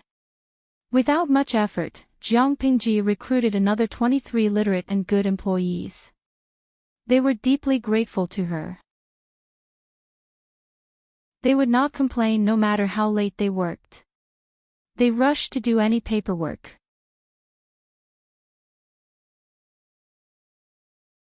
Chapter 448. The maids in the residence always treated Chongqing carefully. Of course, she did not like maids. Qiguan Rang did not think that children were delicate. Not only would he pat her but to urge her to crawl forward, but he would also tempt her with brightly colored things. Therefore, Chongqing liked to play with Qiguan Rang. He was a good playmate. She crawled quickly with her hands and feet, giggling non-stop. Sparkling saliva hung from the corner of her mouth, and her smile was very bright. TSK, she looks like you and sister-in-law, but this character. How do I put it, they are not alike at all. Chiguan Rang could not imagine Feng Jin crawling while giggling. The key was that this little girl had a bad temper. It was okay to tease her occasionally, but if she got angry, she would argue with you directly. She was willful and overbearing. Feng Jin buried his head in the files. His daughter was playing happily with Chiguan Rang, which made him feel sour and pitiful. She is just a child who doesn't know anything. What character can you see? Feng Jin said as he put the organized files in the designated position. Then, he took out another scroll and slowly spread it on the table. He glanced at Chiguan Rang from the corner of his eyes. This guy was holding his glass and waving it in front of Chongqing. Then, he led the little girl to crawl from the north side of the government office to the south side. His daughter was still giggling and crawling over. The entire mats of the government hall were wiped by her petite body. Who said that? Don't old people say that 3 years old can tell one's age? There is not much difference between 3 years old and 3 months old. Anyway, your daughter's character is not gentle and virtuous. Chiguan Rang usually liked to keep a straight face, and even looked at people with dark eyes. However, when he played with Chongqing, he showed some gentleness and pampering. This was seen by an acquaintance, how could he not find it rare? Feng Jin almost broke the brush in his hand. What did he mean by his daughter's character was not gentle and virtuous? Which woman of the Feng family was not educated, gentle, virtuous, intelligent, and beautiful? Chiguan Rang did not tease Chongqing anymore. He let her grab his sleeve and climb on top of him, wiping his sleeve with her saliva. Come, you must be tired. Let uncle hug you and rest. He did not mind the dirt. He picked up the giggling Chongqing and found a comfortable position for her. He said nonchalantly, in today's world, it's not wrong for a woman to be stronger. Do you still remember reading the 4 self-accomplishment classics for women? That's what they look like when they're too gentle and virtuous. Feng Jin was taken aback. He was rendered speechless by Chiguan Rang's words. I hope that my daughter can be as active and lively as Chongqing. When she grows up, I'll hire a martial arts teacher for her. Who knew when the world would calm down? The daughter that he had raised with his own hands was the apple of his eye. He could not bear to hurt her at all. For example, Huayu, when Chongqing was bothering you, didn't you still secretly bring her in your sleeve? However, when a woman grows up, she has to get married and have children. This is the way of reproduction, as well as the natural order of things. As a father, how many years could he accompany her? Children should walk their own paths in the future. If they were stronger and braver, they would get hurt less in the future. Don't you agree, little Chongqing? Chongqing did not understand these words, but she knew that Chiguan Rang was talking to her, so she giggled. Feng Jin was silent for a long time. After a while, he said, Isn't it still early? 16 years at most. Chiguan Rang's face was sullen. He pursed his lips. How old was sister-in-law when you married her? Feng Jin was suddenly speechless. He was in a terrible mood. He did not know if it was because he felt that his daughter was too short by his side, or because of Chiguan Rang's words. Hey, Xiaoyu, why aren't you saying anything today? Chiguan Rang sat on the ground and teased Chongqing. Su Ku happened to walk past him. Su Ku sneered. I don't have a daughter. Asking a man who did not even have a daughter to participate in such a sad topic, was he trying to stab his heart? Chiguan Rang secretly pursed his lips. Chongqing, who was in his arms, giggled and wanted to stand up. Then, she pulled his hair crown. Which family's child is this? Jiang Pingji was dressed in a short brown shirt and had a windproof cloak draped over her shoulders. She looked like she had just come out of the carpentry workshop. As soon as she entered the door, she saw Chiguanrang sitting on the ground holding a fair and tender baby. She could not tell that this guy had the potential to be a nanny. Judging by her appearance, she's from Huayu's family. Chiguanrang held Chongqing and bowed slightly. My lord, this is Chongqing from Huayu's family. Chongqing did not care who came. She grabbed his hair crown and did not let go. She screamed and prepared to exert force. After a while, a pair of strong, lean hands grabbed her under her armpits and lifted her up. But she was still holding on to the man's hair, and her two chubby paws refused to let go. They were in a silent stalemate. Chiguanrang reluctantly took off the hair crown and stuffed it into his sleeve. She would not be able to grab it this way. It's quite heavy. Jiang Pingji held the child in her arms and weighed him. He was much heavier than other children of the same age. Feng Jin's face darkened. Chongqing, don't mess with the lord. Come to daddy. If Chongqing messed with Chiguanrang, he could still remain calm. If she messed with Jiang Pingji, it would not do according to the hierarchy. Don't be so serious. Chongqing and I are quite fated. I was the one who named her. Jiang Pingji teased Chongqing and pinched her bones. She was indeed a very strong baby. Feng Jin looked at her nervously for a while. When he saw that Chongqing did not cry, he slowly felt relieved. Jiang Pingji pinched Chongqing's chubby face. Looking at this girl, I feel that there will be a joyous occasion today. Chiguanrang smiled and said, that's strange. This child was very noisy and lively before. Why is she so obedient when she's with the Lord? Jiang Pingji was not surprised. There was a slight smile on her face. It's normal. Children are very sensitive to auras. A child's perception of auras was incomparable to an adult's. Chongqing dared to mess with Chiguanrang, but she did not dare to mess with Jiang Pingji. This was the survival instinct that small animals were born with. Tian Zizai Shuxian, streamer, was this child born in the earthquake? Ren Xiandao, wow, Xiao Bei looks so cute. She's chubby and has nice facial features. Daily Huanbu Kingson, look at who Chongqing's parents are. The parents have good genes, so the child can't be too bad. Jiang Pingji was distracted as she glanced at the bullet screen. Her cheeks were flushed with a milky fragrance. Pop, Jiang Pingji turned her head to look. Little Chongqing was giggling. Her adorable appearance had captured a large number of fans. Naughty. Jiang Pingji gently tapped the tip of her nose. Chongqing did not understand.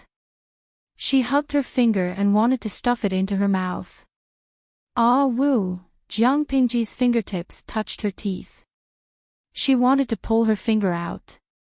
At that moment, heavy footsteps came from outside. Meng Hun knelt outside the door and panted. My lord, there are nearly 20,000 troops and horses 20 miles outside the city. Their intentions are unknown. The atmosphere at the scene froze. Subconsciously, Feng Jin looked nervously at Jiang Pingji and Chongqing in her arms. All the muscles in his body were ready to move, as if he wanted to catch something. Jiang Pingji frowned. She lowered her head and gently pulled her finger out. She kissed the little girl's forehead in a comforting manner.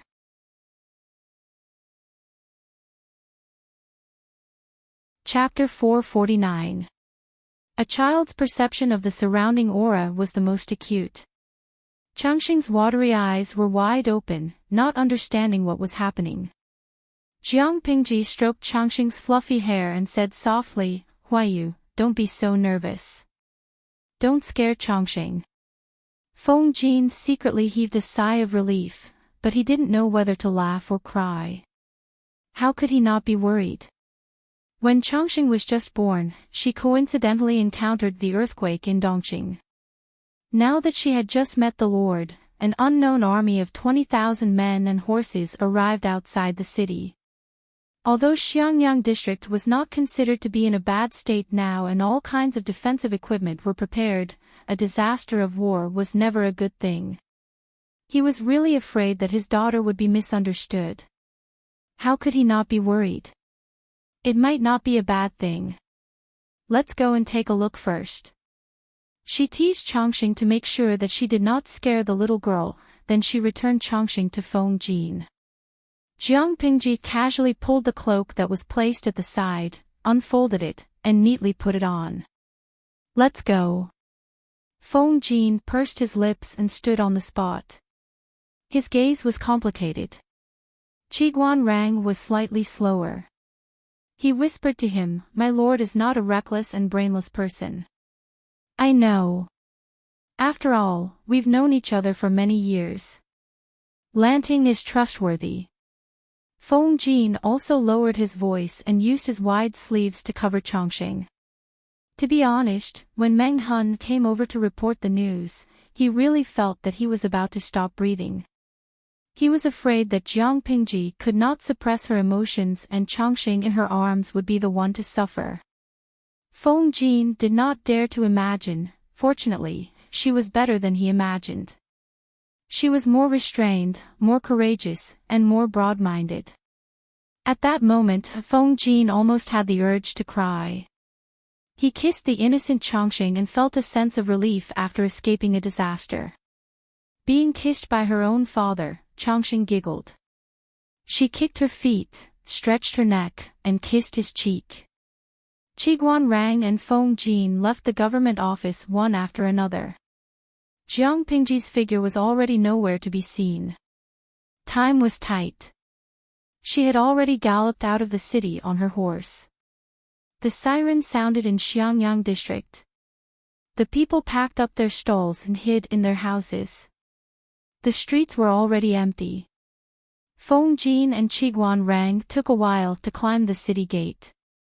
Jiang Pingji stood behind the wall with a solemn expression. Su Ku was not much earlier than them and was panting. Who are those people? Could it be the Tsingyi army again? Su Ku panted, his face sweating profusely. The messenger half knelt on the ground and said respectfully, "According to the scouts at the front, the enemy has about 2,000 cavalry archers and 5,000 elite infantrymen. Moreover, the enemy is fully armored and well-equipped. As for the others, because they were too far away, we still don't know the specific situation."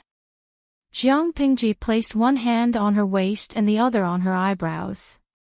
She stared at him for a long time without making a sound. Su Ku asked, "Master, should we send someone to investigate again?" Jiang Pingji clicked her tongue softly. She turned her head and realized that the three strategists had arrived, as well as a burden.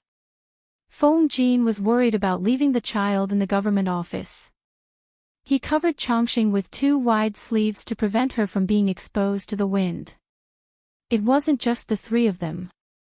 The viewers in the live broadcast room were also on high alert. They felt like they were going to fight again today. Jintian Kangwujing, how long has it been peaceful? Those bastards from the Tsingyi army are looking for trouble again. I must wipe out the debt. Oh my God, I'm a little afraid of blood. People die in war. Should I quit the live broadcast room first? Xianggulei Meng, I had nightmares for a few days when I watched the streamer attack Xiangyang district and kill General Jiu of the Tsingyi army. Don't bully her, a war is about to break out. Children, retreat quickly. Jiang Pingji looked at them and raised her eyebrows. What were they talking about? Why are all of you here? And Huayu, the wind is strong on the city wall. Aren't you afraid that Chongqing will catch a cold? Her father was so broad-minded. It was definitely the credit of his virtuous wife, Jingxian, that Chongqing could be raised to be so fair and plump. Master, this, Feng Jin understood Jiang Pingji. Her expression didn't have the sternness before the war at all. Instead, she looked relaxed, which was strange. I don't know where the troops are from, but they shouldn't be coming for us. The alarm is temporarily cancelled. Jiang Pingji had fought in wars for many years in her previous life. Her battle experience was richer than the few beside her. Her mental brain domain had basically recovered. She was extremely sensitive to qi. Naturally, she could see that there was no murderous aura on the troops' horses. If they had come to attack Xiangyang district, their murderous aura would have soared to the sky. You're still too young. She clicked her tongue. Send someone down to ask him why he's here. Liu Siji Lianming, as expected, I should have trusted the streamer. Her expression was normal, so she was definitely fine. Jin Tian Fanfa Phyla, I was scared to death. I felt like my heart was in my throat. Even though the host was in another dimension, they didn't like killing. It was best to avoid a confrontation. When two soldiers fight, they don't kill the envoys. Just ask them why they're here. They won't kill anyone. Jiang Pingji spoke calmly. Her expression was calm. Her dark eyes were filled with inspiring absolute confidence. Although, I think this is nonsense. War is war. Death is death. What's the use of so many superficial etiquettes? Jiang Pingji clicked her tongue. She despised the so-called rules of the battlefield. In her world, if one was in a bad mood, they would start a war. Who would inform the enemy before a sneak attack? The three of them didn't know whether to laugh or cry. At that moment, Changxing, who had been quiet all along, giggled. Feng Jin's face darkened. The wind on the city wall was too strong. It blew up Feng Jin's sleeves and tickled her. Jiang Pingji simply took off her cloak and folded it to cover Feng Jin's shoulders. It covered Changxing, who was in his arms. Thank you, my lord. Jiang Pingji glanced at him. You talk too much nonsense. The wait was long. After a long time, the person she sent out returned. At the same time, he brought along a man who was about 40 years old. His sideburns were a little gray. He looked clean and upright. His facial features were more defined than the men from the Central Plains. His eyes were not pure black. Instead, they were a light brown. The man stopped 10 steps away. He looked Jiang Pingji up and down. Tears were brewing in his eyes. As if he had confirmed something, the man folded his sleeves and bowed. Your servant, Gu Axian, pays his respects to the young master. At that moment, not only were Feng Jin and the others dumbfounded, but the audience in the streaming room was speechless. Even Jiang Pingji was stunned. What was going on? Jiang Pingji said, Old sir, let's talk things out. What are you doing? Although she said that, she had some guesses in her heart. The man called himself Gu Axian and called her young master. Could he be the old man who used to serve her mother? When she thought of the large army of nearly 20,000 people outside the city, her heart skipped a beat. Intense joy surged in her heart.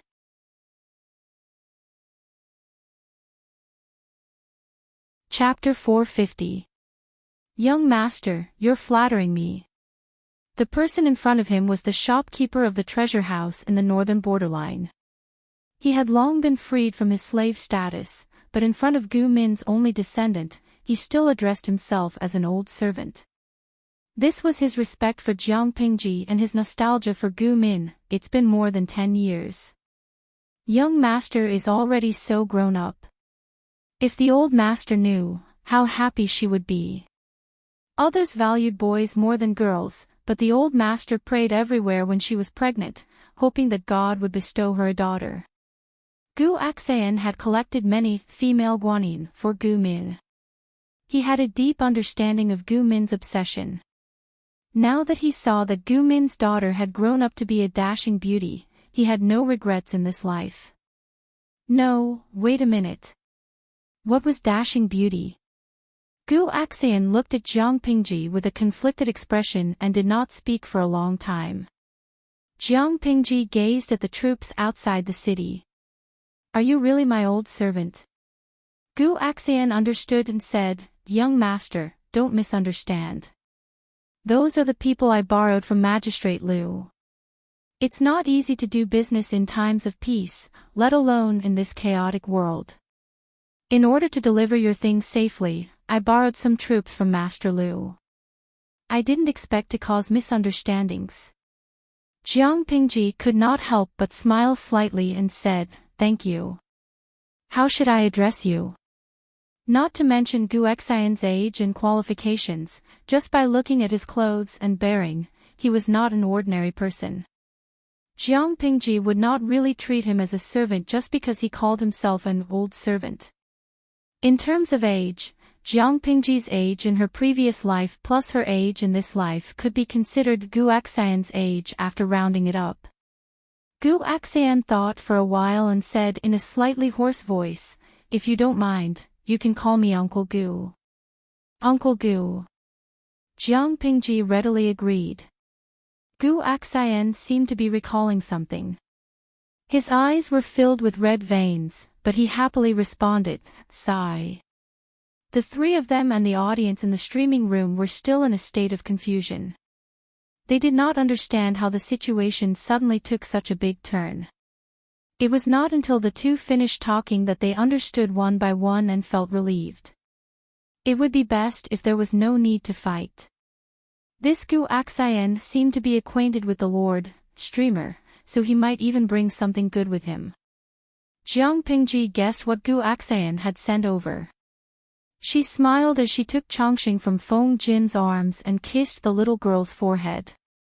Lucky star. Chongqing's eyes widened in confusion. She cried out and struggled to return the kiss. Little did she know that this action of hers had caused a huge misunderstanding to Gu Xian.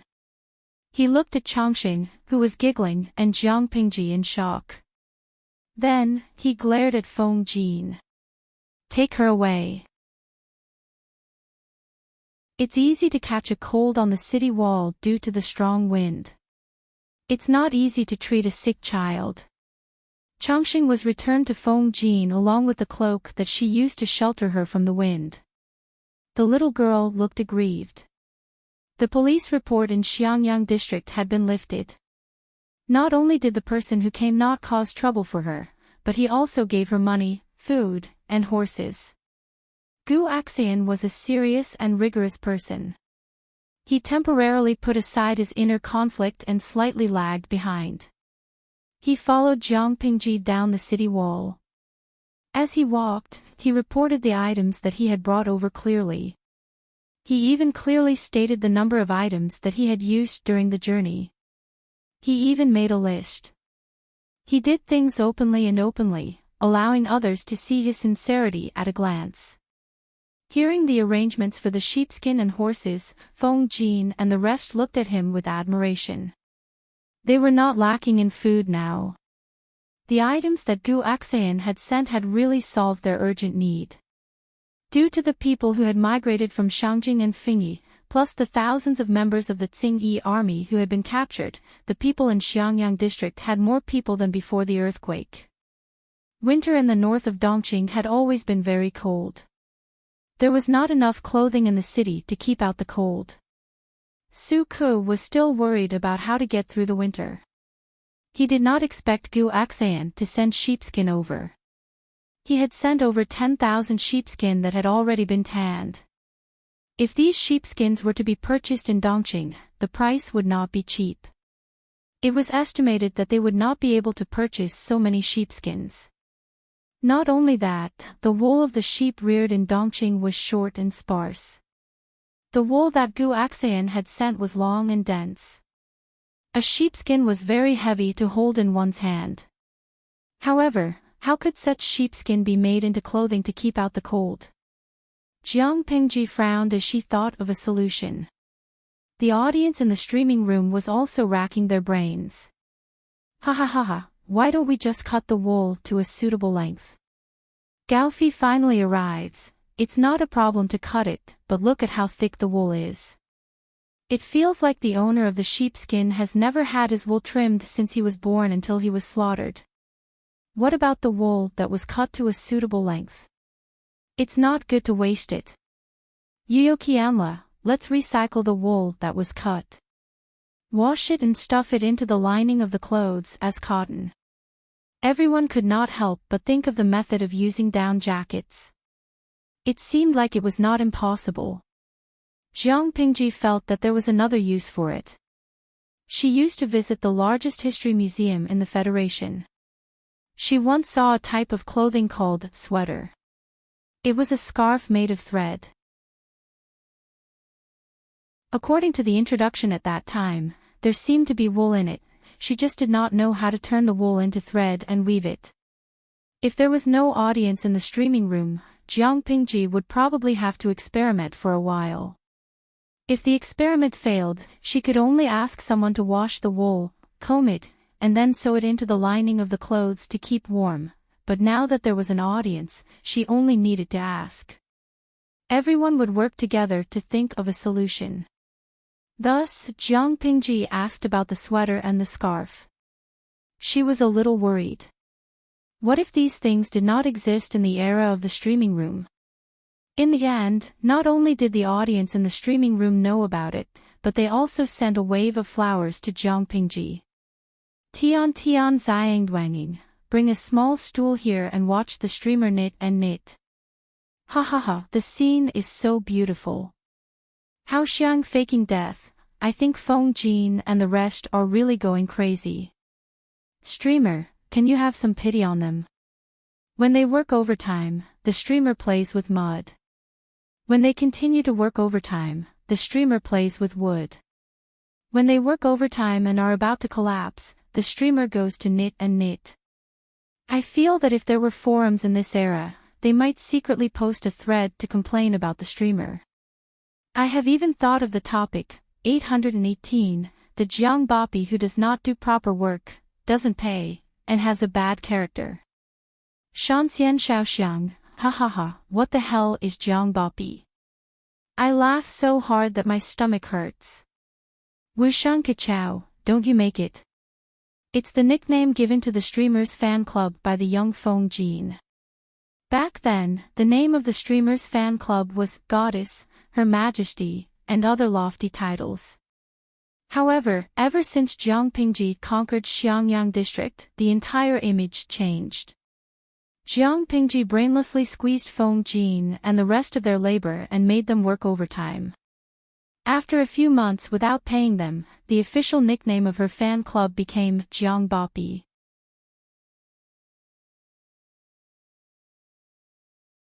Chapter 451.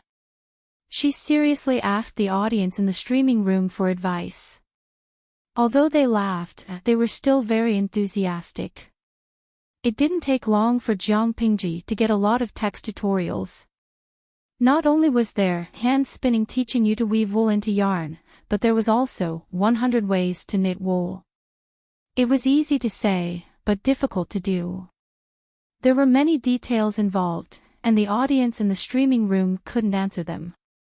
Jiang Pingji could only try according to the text guide or ask Gu Axin. The other party was also shocked by her imagination. Who would think of spinning wool into yarn and then using the yarn to make warm clothes? Although her imagination was a little strange, Gu Axin gave it a positive answer after thinking about it seriously. Wool was definitely warm. If her imagination came true, it might open up a new industry. He had a hunch that there must be a huge business opportunity in it. Jiang Pingji was definitely a person of action. Since she had an idea, she naturally had to put it into action. Go and recruit some skilled and experienced embroidery maids. They will be paid daily and their meals will be provided. Jiang Pingji had money now, which was reflected in the fact that she could give daily wages to the temporary workers she recruited. As soon as the news was sent out, many women came to apply for the job. Building houses, repairing roads, And reclaiming wasteland urgently required a lot of manpower, and it didn't matter if they were men or women. Many men and healthy women worked hard every day in order to earn money and support their families. However, this job required physical strength, which was only suitable for healthy young men and women. There were also some elderly women or women who were not in good health who could not go out to work, so they were a burden to their families. Now that they heard that the county government was looking for skilled and experienced embroidery maids who could provide 3 meals a day and a generous salary, these elderly women also eagerly came to apply for the job. Jiang Pingji didn't recruit too many at first. She only chose 50 honest female workers. Shearing, washing, removing fat, soaking, drying, the first few steps were done step by step according to the tutorial. It wasn't difficult. The female workers were puzzled. This had nothing to do with their skills, but Jiang Pingji provided their meals and paid them 40 cents a day. They didn't say much. After finishing these tasks, Jiang Pingji worked hard in the blacksmith shop for 2 days and made a few wool brushes. Gu Axayan looked at his little boss going up and down, and suddenly had the illusion that time had turned back, that his old boss was still alive. Recalling the past, in order to start a paper mill, his old employer had also neglected sleep and food like this. The combed wool was spun into a long thread with a mallet, and then the strands were combined to increase tenacity. Jiang Pingji's hands-on ability was not bad, and the wool she made was also decent. Needless to say, the female workers who worked hard seemed to have a certain degree of obsessive-compulsive disorder. They had to make the wool to be of equal thickness. After experimenting for a while, they had basically gotten used to it. With 50 people working together, the efficiency had greatly increased. In just a few days, he had accumulated hundreds of wool balls. When the female workers heard that the district magistrate wanted to weave clothes with the fur balls, they muttered to themselves while Jiang Pingji was not around. My goodness, how are we going to make clothes with such thick embroidery threads? Could it be used to repair it? A female worker giggled and sat on a small stool, her hands skillfully brushing the wool. A thread is thicker than the holes on the clothes. How do you sew it? Someone else said, who knows? Don't be fooled by our district magistrate's young age, he has a lot of ideas in his mind. Since he paid for people to work for him, he must have his reasons. If you are so curious, go ask the district magistrate yourself. Why are you staying here and talking so much? Which noble likes a talkative servant? If you don't want to do this job, there are plenty of people who want to do it. The female worker felt a little guilty. It's just a private conversation. It won't reach the district magistrate's ears. What was Jiang Pingji doing at that moment? She was studying all kinds of knitting patterns and reporting to the government office every day. When Feng Jin and the others looked up, they could see her competing with 2 wooden needles and a ball of wool. They could not help but secretly facepalm. This kind of lord was really doomed. She was holding 2 long wooden needles in her hands, and on the table in front of her was a bamboo booklet with densely written words. She looked serious and serious. However, if someone could see the bullet screen in the streaming room, they would probably not think so. Chiuebo, ha ha ha, trash streamer, finally there is something you don't know. Jojo Machuanzi, #rubbing face. Streamer, why are you so stubborn? Just throw the booklet to the female workers and let them study it. There are specializations in this field. Knitting is a science and an art. Although it is quite simple, it really requires a little talent. I watched you knit for more than 2 hours. I can't wait to climb into the screen and hold your hands to teach you how to knit step by step. Really, they would rather see Jiang Pingji play with mud. Qian Chao Durian Piao, ha ha ha, the person above, don't be so honest. I want to see the streamer knit the sweater. The audience in the streaming room laughed mercilessly. Jiang Pingji frowned and threw the wooden needles on the table with two clangs. Qiguan Rang secretly curled his lips and quietly looked away to avoid being caught by Jiang Pingji. Because Gu Axayan had sent a large amount of grain, horses, and sheepskin, these things had to be accounted for and stored in the warehouse one by one. Qiguan Rang and the others were busy with this, reliving the pain of working overtime to death. However, their lord did not take pity on her subordinates. She held two wooden needles and a ball of wool in her hands and did not know what she was doing. Once she reached a bottleneck, she would throw a tantrum and throw things. It was infuriating to compare oneself to others. Otherwise, why did he have to work overtime when she was the lord?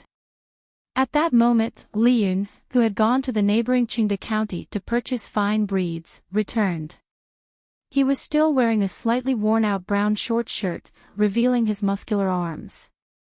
Both of his feet were washed clean. His trousers were pulled up to his knees, revealing his strong and explosive calves. Li Yun's appearance diverted the attention of a portion of the fans.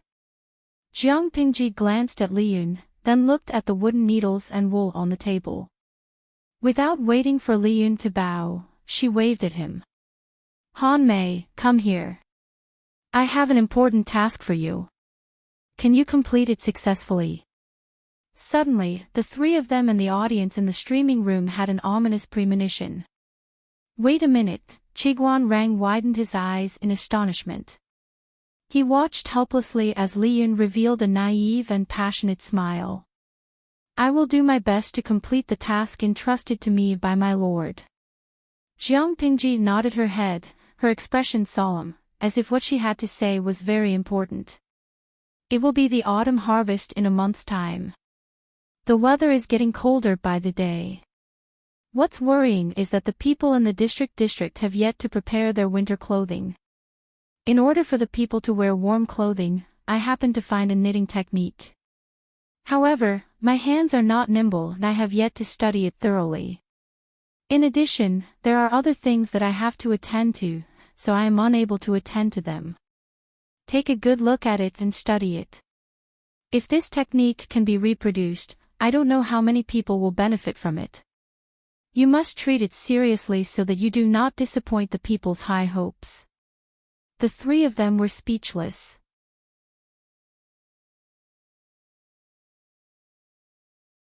Chapter 452. Li Yun was wondering what it was about, but when he heard that it was to help the people get through the winter, it was a matter of great importance. His heart warmed up, and he immediately agreed. Looking at his expression, no one doubted that if he was asked to issue a military order, he might really do it. Dalaodo duoye, damn. Trash streamer. Kafugwo, you asked Li Yun to farm before, and now you want him to knit a sweater. That's enough of you. Let Wo Huanqing Gu, trash streamer +1, let go of that guy, let me do it. He, trash streamer +2, don't run after work if you have the guts. Let's go to the rooftop and learn from each other. Doesn't the streamer's conscience hurt to bully the innocent Li Yun? How did you come up with the idea of asking Li Yun to knit a sweater while holding a gun with both hands? Jiang Pingji was indifferent to the attacks, and she even shamelessly posted a bullet screen. Streamer V, I'm doing more work for the capable, how am I bullying him? Then, the bullet screen was filled with a stream of "baw," clearly expressing their disdain and despise for Jiang Pingji. It was proven that Li Yun's hands-on ability was much stronger than Jiang Pingji's. He carefully looked at the most basic knitting pattern, then he hugged the ball of wool and studied it for a long time. At first, he was stuttering, but after he became familiar with it, he knitted it neatly. After a while, he knitted a small section, which was about the length of a pinky finger. This is amazing, so it can be done this way. Li Yun looked at the crisscrossed wool thread in surprise. His interest was piqued, and he hurriedly studied other slightly more complicated patterns. If I knit them together, it will be soft and thick, and it will feel warmer than 10 layers of linen. This time, it was Jiang Pingji's turn to be speechless. Feng Jin and the others curiously went forward and pinched it with their fingers. It was indeed very soft and thick, but they did not know how warm it was. But, based on this knitting speed, I don't know how long it will take to make a shirt. The efficiency was too slow. Feng Jin was a little annoyed. Jiang Pingji rolled her eyes and took out a simple drawing of a piece of bamboo paper. He spread it out in front of everyone and said in a deep voice, "Do you really think you're going to use wool to weave a set of clothes that you're wearing?" Not to mention anything else, just the 2 sleeves were extremely heavy. How was he supposed to wear them? "I just knit a close-fitting piece of clothing, like this." She did not choose the modern sweater design given by the audience in the live broadcast room. Instead, she chose a design that was more acceptable to Feng Jin and the others. However, the wide sleeves became narrow sleeves, and the lapels were slightly modified. The trousers were more tan. On the whole, it didn't exceed the range of people's acceptance. It was just that the material was replaced with wool. My lord is truly deft and deft. Li Yun did not conceal his compliments. He thought that all lords should do nothing, be high and mighty all day long, and be above the common people. After getting to know Jiang Pingji, he felt that this kind of lord was not bad. She was amiable and approachable, worried about the people, and thought about them every day. This was probably the wise ruler that her master often talked about. Where else could he find such a good lord? I think so too. Do your best. Jiang Pingji patted Li Yun's shoulder, and he agreed heroically. In less than 2 days, Li Yun knitted a set of clothes for Feng Jin's Chongqing. Feng Jin was speechless. Li Yun's skill at knitting sweaters was similar to his skill at farming. He improved rapidly. In just a day or 2, he had knitted a few simple patterns for Chongqing. The young lady was delighted after she wore it. She crawled all over the place happily. However, the clothes were too warm. She couldn't stand it and wanted to take them off. It's indeed very warm. Feng Jin felt the temperature inside the clothes. Quickly put some clothes on Chongqing. Don't let her catch a cold.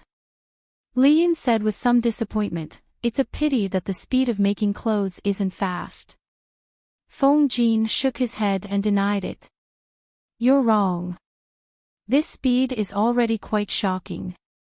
Hanmei, do you know how clothes are made? From the silk spun by silkworms to weave into cloth, and then the cloth into clothes, who knows how many processes and manpower are involved in the process. Even the sackcloth worn by the common people also costs a lot.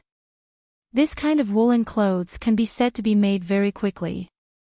Li Yun understood what Feng Jin meant, and his face revealed a joyful expression. They could raise sheep that grew wool quickly. The sheared wool could be made into wool and then knitted into sweaters. The time taken was much shorter than cloth. Although this kind of thick clothes could only be worn during the cold season, weren't the people lacking clothes that could keep them warm? Ordinary sackcloth couldn't keep them warm. The weather in the north of Dongqing was extremely cold. How many people died from the cold? If this kind of woolen clothes could be popularized, how many people could be saved in one winter? The more he thought about it, the more excited Li Yun became. My lord is really a very kind person. He tried hard to suppress the excitement on his face and clenched his fists tightly. Feng Jin laughed in his heart. He didn't deny his lord's talent, but to say that she was a very kind person. He had reservations about this description.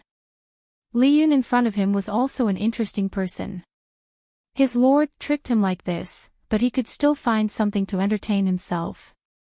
It was the standard case of being sold and still foolishly giving money to the seller. After Feng Jin's guidance, Li Yun was even more motivated. He almost spent the whole night researching. Every day, He mastered 1 or 2 patterns and taught them to the female workers. The female workers were also very good at learning. Another advantage of the sweater was that it could be knitted into several parts. As long as the number of stitches was controlled and the parts were knitted, they could be pieced together to form a complete sweater. Gu Axan stayed in Xiangyang district for half a month. There were 3 sets of ready-made clothes in front of him. Just touching them made him feel warm. If he were to dye the wool, he would be able to come up with more patterns. Gu Axan was a businessman. He quickly thought of the key point. However, this business couldn't be popularized outside of Xiangyang district. It couldn't be brought to the northern borderline. Don't worry, young master. I will think of a way to buy more sheepskin and send someone to send it over. Herding was prevalent in the northern borderline. Every household had a mountain of wool. They didn't know how to deal with it. Some people even used the sheepskin as fuel. If they bought it in bulk, it wouldn't cost much. If it was left in the northern borderline, it was just waste. If it was transported to Xiangyang district, it could be processed into various kinds of wool products to keep warm in winter. Who knew how many people could be saved? When Gu Axan thought of this, his impression of Jiang Pingji rose by several levels. Then I'll have to trouble Uncle Gu. Jiang Pingji didn't stand on ceremony. After this winter, she planned to mobilize her troops to Fengyi County after the spring plowing. She had been unhappy with the Tsingyi army there for a long time. It was time to expand her territory. Oh yes, when Uncle Gu returns, can you do me a favor and pass something to my father? Jiang Pingji left the knitting work to Liyun. She finished developing a portion of the siege weapons. She had nothing to do for the rest of the time.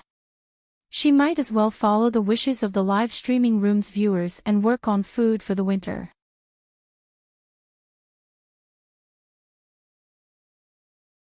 Chapter 453. What's the best thing to eat at a winter gathering? Many viewers had their own opinions on this question, but most of the answers were hot pot and barbecue. Tian Wuging, streamer, don't be careless and let the ancient people see the charm of modern hot pot. Jiang Pingji raised her eyebrows and searched Lu Shi's memory. She poured cold water on the viewer.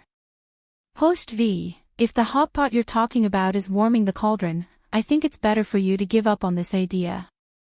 Many viewers were confused. They didn't understand what Jiang Pingji meant. Some viewers went to search on Baidu and found out that the so-called warming the cauldron was actually the ancient version of hot pot. It could be traced back to the Shang and Zhou dynasties, but there weren't complicated soup bases and seasonings in ancient times, so the hot pot wasn't tasty enough. Although the streamer's space and their history were different, some historical developments still had similarities. Heshibuzeo, #rested my chin. I'm so depressed. I thought I could conquer the taste buds of the ancient people with hot pot. Jiang Pingji smiled and sent a bullet screen. Host V, you can teach me how to make soup bases and sauces. I can conquer their taste buds just the same. The shopping center attached to the system was rubbish. There were pitifully few items on sale. It sold almost everything that was cheap. Jiang Pingji searched the shopping center and found many cheap seasonings, such as salt, sugar, MSG, and white vinegar. There were also single plants that could be used as seasonings when dried, such as pepper, dried ginger, chili, anise. She confirmed with the audience that these were cheap. However, some of them grew in barbarian lands or other continents and hadn't entered the Central Plains yet.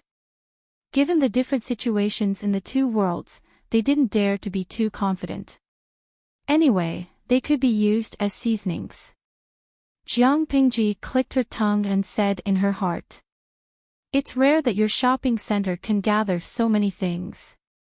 Although it was just a small store, it was still a good thing for her to eat. The system, which was forcibly imprisoned by Jiang Pingji, couldn't help but snort coldly when it heard her complaints.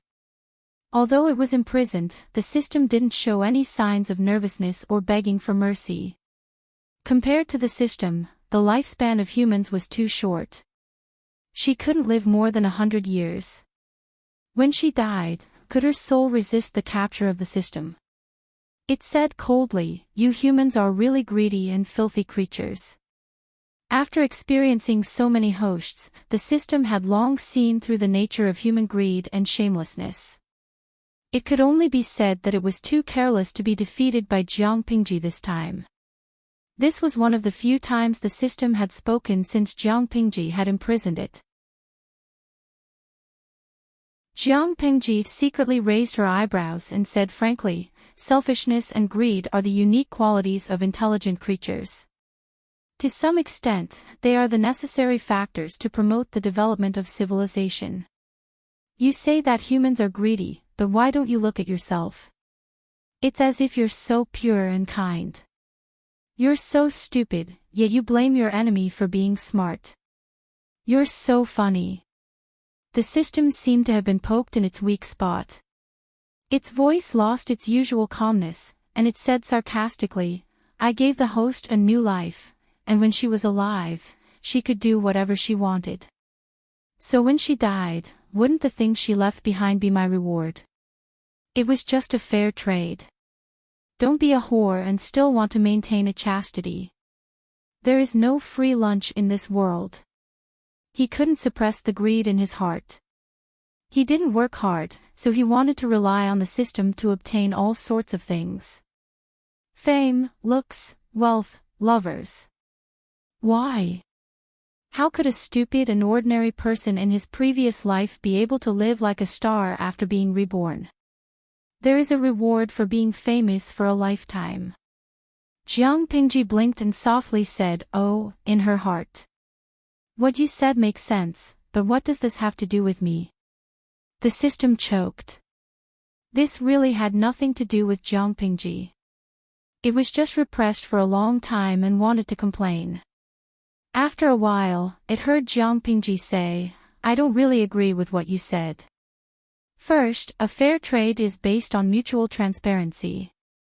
Did you tell your host that if she eats something from you, she has to pay with her soul? Second, not everyone wants to be reborn, like me. I was so famous in my previous life. Who asked you to come and resurrect me? How shameless. Third, do you dare to touch your own conscience and say that you chose the host only for her soul?" The system did not say anything. Jiang Pingji secretly rolled her eyes. A rookie was a rookie. He didn't have any skills, yet he dared to show off in front of her. If the system was really for the soul, why would it go through so much effort to resurrect the host, let the host exploit her for a lifetime, and then harvest her soul? According to Jiang Pingji's guess, the soul was just the last bit of value of the host. The system would not let go of it and squeeze it dry. After all, no matter how small a mosquito was, it was still meat. As for the real benefit, it should be something else, such as popularity points, or something else. Jiang Pingji secretly thought in her heart. Unfortunately, she did not have enough clues. The system was playing dead again. TSK. Stupid data, Jiang Pingji muttered to herself. She recorded a few recipes for the soup base and a few methods of making sauces according to the audience in the streaming room. These were not secret recipes. If one were to look them up sincerely, they could be found on the internet. Jiang Pingji was not ungrateful for the help of the audience. Naturally, she felt touched. Wei Yu Shuxian, something good happened. I feel that the streamer suddenly laughed while copying. It's so weird. I suddenly thought of a very interesting guy. He obviously has low IQ, but he always provokes me. What do you think this is called? Wuli Wu Bian, retarded. Smart. Jiang Pingji gave this amazing reply 101 points. She was not afraid that he would become arrogant even if she gave him one more point. She put the soup recipes and the sauces recipes on the stove to dry, then folded them and put them away. I think I can open a warming cauldron shop. Maybe it's a chain, $2 ha ha ha, streamer, please don't do that. Otherwise, the strategists in your house will cry at Layphone Tower. The Lord played with mud, wood, and knitting. She was already not engaged in proper work. If she opened a hotpot restaurant. TSK. Just thinking about that scene made the audience in the streaming room feel distressed. Why was it so difficult to meet a reliable lord in this day and age? With the soup and sauces recipes for the hotpot, she could also gather all the necessary ingredients. Now, she only lacked the equipment needed for the hotpot and barbecue. Jiang Pingji studied the current warming cauldrons, the yuanyang pots of the audience in the streaming room, and the antique literature that she knew. She made a design overnight and went to the brick kiln to talk to the craftsman for the whole day. Seeing that Jiang Pingji was not coming to the government office again, Feng Jin and the other two did not know whether they should feel lucky or have a headache. If the Lord stayed in the government office, it was most likely that she was not engaged in proper work. Just thinking about it gave them a headache. If the Lord did not stay in the government office, it was most likely that she was not engaged in proper work. Just thinking about it gave them a headache.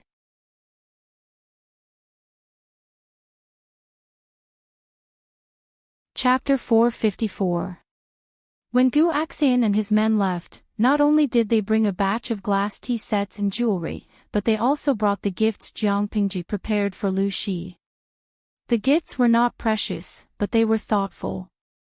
For example, there were a few sets of sweaters and trousers to keep out the cold, a set of multi-purpose hotpot equipment, a set of equipment for barbecuing and roasting meat, and the soup and sauce recipes that she copied. When Gu Axian saw these things, his expression became a little strange.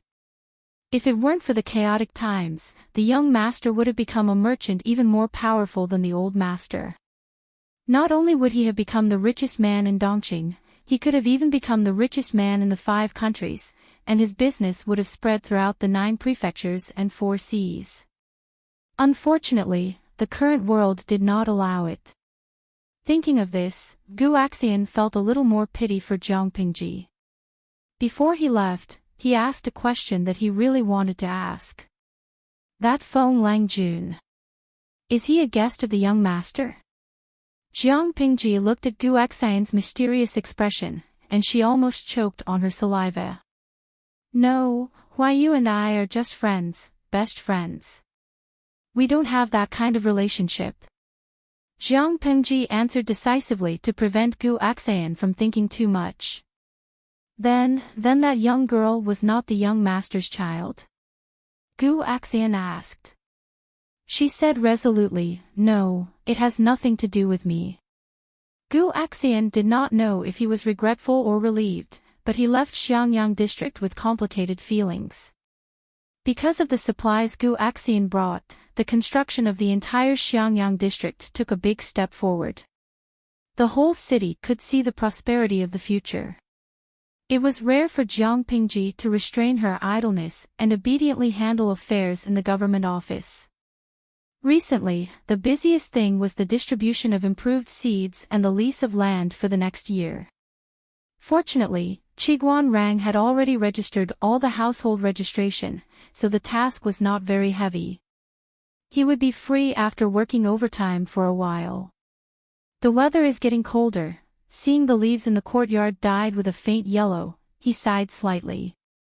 It's like this every year, but this year is considered good. At least we are well prepared. Qiguan Rang was used to seeing all kinds of tragedies since he was young. The current Xiangyang district was no different from heaven on earth to him. It was peaceful and quiet, full of vitality. This was something he rarely saw in his life, and he hoped that such a scene could be spread throughout the whole of China. I'm not worried about that. I'm worried about something else. When winter comes, I'm afraid the people won't be able to work under the heavy snow. Many people in Xiangyang district rely on manual labor to obtain food. If there's no work in winter. Feng Jin paused at this point. We can't possibly ask the district headquarters to open the warehouse and release food, right? Those are the military rations for next year's spring plowing. We can't touch them at will. Feng Jin and the others knew that Jiang Pingji wanted to attack the Tsingyi army in Fengyi County. The number of recruited soldiers, including the original imperial guards and troops, had reached 8,000. As Xiangyang district had to seize the time to construct, from summer to late autumn, they had been helping out everywhere. They were so busy that they almost had no time to rest. After winter, the army's training would be really strict. Feng Jin felt a little annoyed. Which army didn't train in good weather? His lord just had to put the most important training in winter. But rationally, he could understand Jiang Pingji. Steel tempered the will, while ice and snow forged the military soul. Only a harsh environment could stimulate a person's potential to the fullest. Regarding this problem, Qiguan Rang had discussed it with Jiang Pingji in private. She gave him a solution that made him speechless. Qiguan Rang said, "My lord talked to Rang about this a few days ago. She said, it's cold in winter. Stay at home and knit sweaters." His expression was stiff. He imitated Jiang Pingji's indifferent tone very well. Feng Jin was speechless. There was nothing wrong with this. Before the beginning of autumn, all the houses in the residential area had been completed. From mid-September, the people moved into the new houses in batches. The area of the houses was about 50 square meters. One room for one household. Every 10 households counted as a courtyard.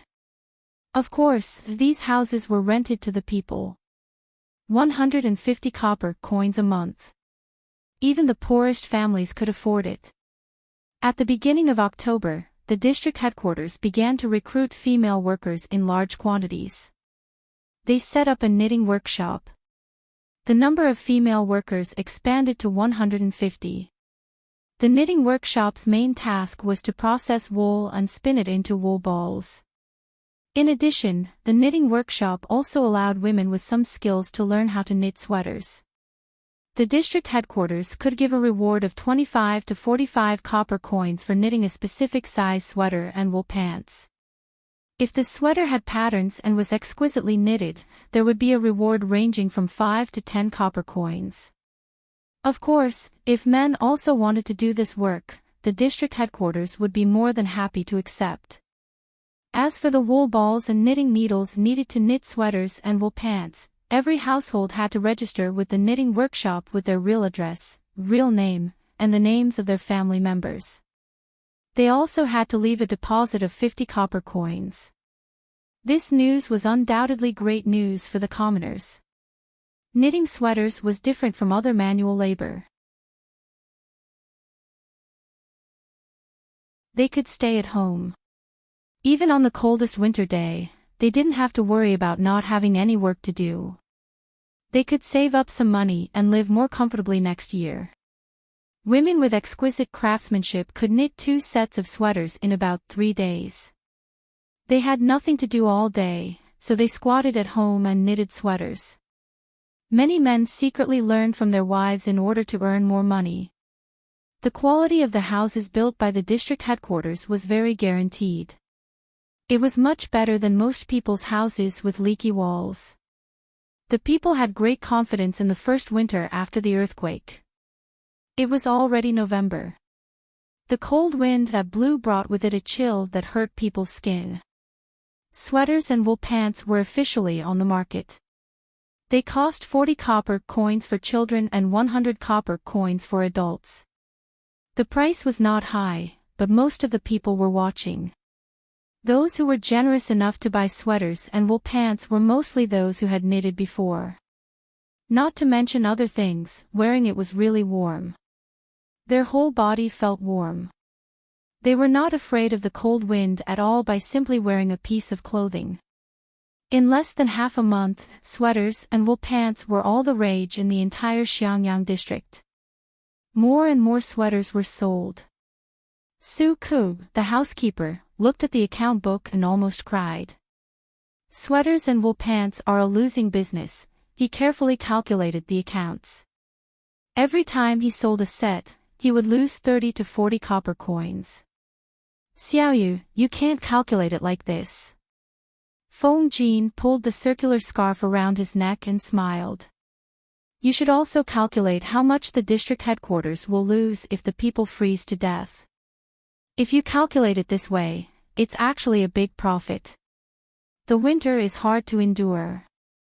Even in Shangjing, there are people who died from the snow and cold. It was a losing business. What Jiang Pingji wanted was people to survive. After entering the government office, Feng Jin hurriedly closed the door to block the wind from outside. Then he took off the circular scarf around his neck.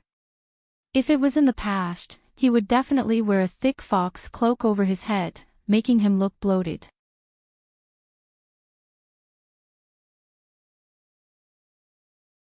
Chapter 455. There were only 4 people in the government office, Feng Jin, Qiguan Rang, Su Ku, and Jiang Pingji, who had been slacking off.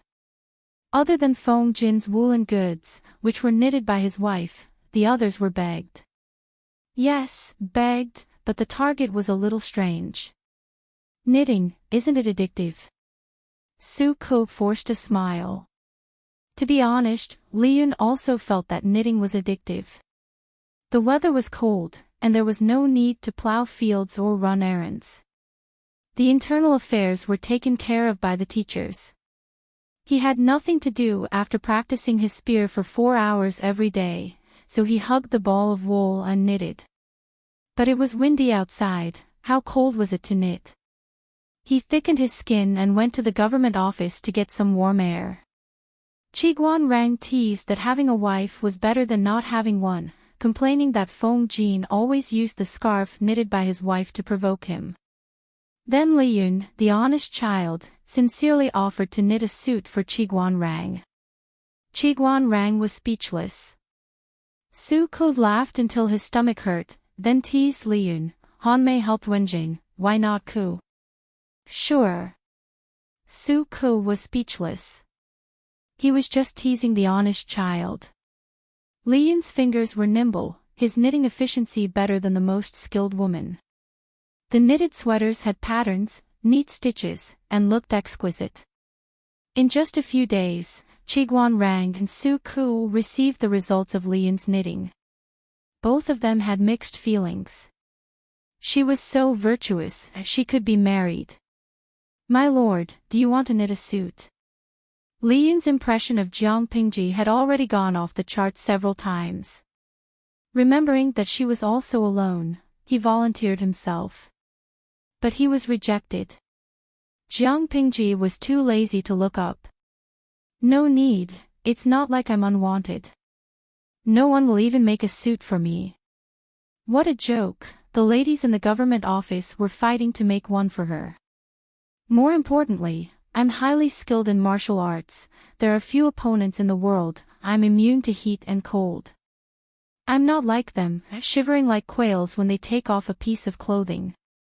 Jiang Pingji smiled wickedly, hitting the 3 strategists in the government office with her words. My lord, you're wrong, although their physiques weren't as good as Meng Hun and the others, they weren't completely useless. Jiang Pingji glanced at them and said, can you go out for a morning jog so early in the morning? The 3 of them were silent for a moment. If the blanket did not allow them to get up, they would not run. The wool from the north borderline was continuously sent to the Xiangyang district. In order not to arouse the suspicion of the north borderline and to avoid the fight between the Tsing-Yi army and the Red Lotus group, every batch of wool was transported on a different route.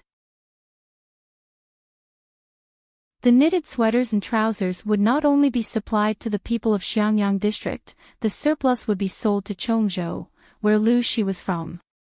Naturally, the price was not as cheap as here. It was at least 10 times more expensive. Chongzhou was much colder than Xiangyang district. However, at the beginning of the sale, not many sweaters and trousers were sold. The style was alright, but they had never seen the material before. However, the magistrate of Chongzhou, Lu Shi, was Jiang Pingji's father. His father personally recommended it, and the officials under him also bought a set of clothes. The moment they put it on, it was really warm, soft, and comfortable. They were convinced by Lu Prefecture's governor's recommendation.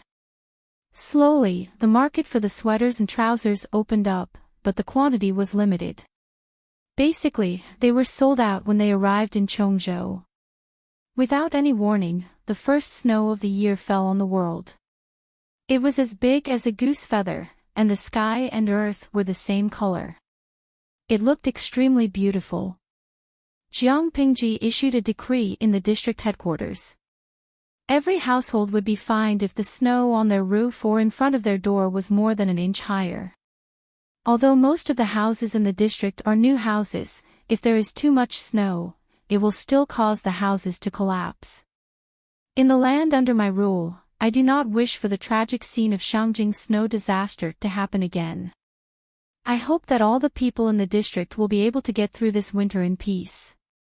Jiang Pingji's decree made many people complain, but the district headquarters had the final say in Xiangyang district. The people could choose not to implement it, but the district headquarters had the right to take back the rented houses and chase their entire family out. Faced with such a forceful implementation plan, the people could only swallow their complaints and obediently sweep the snow. Every courtyard was equipped with a ladder. Moreover, the houses were not tall, so sweeping the snow was not dangerous. Feng Jin looked at Jiang Pingji, who was becoming more and more beautiful, and said, "My lord, the people will understand your painstaking efforts." Jiang Pingji nodded and then said, "Don't be reserved, roast whatever you want to eat. In winter, having a hot pot and barbecue for a meal was the most exciting." In winter, the daily routine in the government office was basically having a meal and working overtime. As for when to have a meal, it depended on when she hunted for something big, or there would not be enough to eat. Jiang Pingji set up a charcoal grill, a barbecue plate, and a hot pot rack in the government office.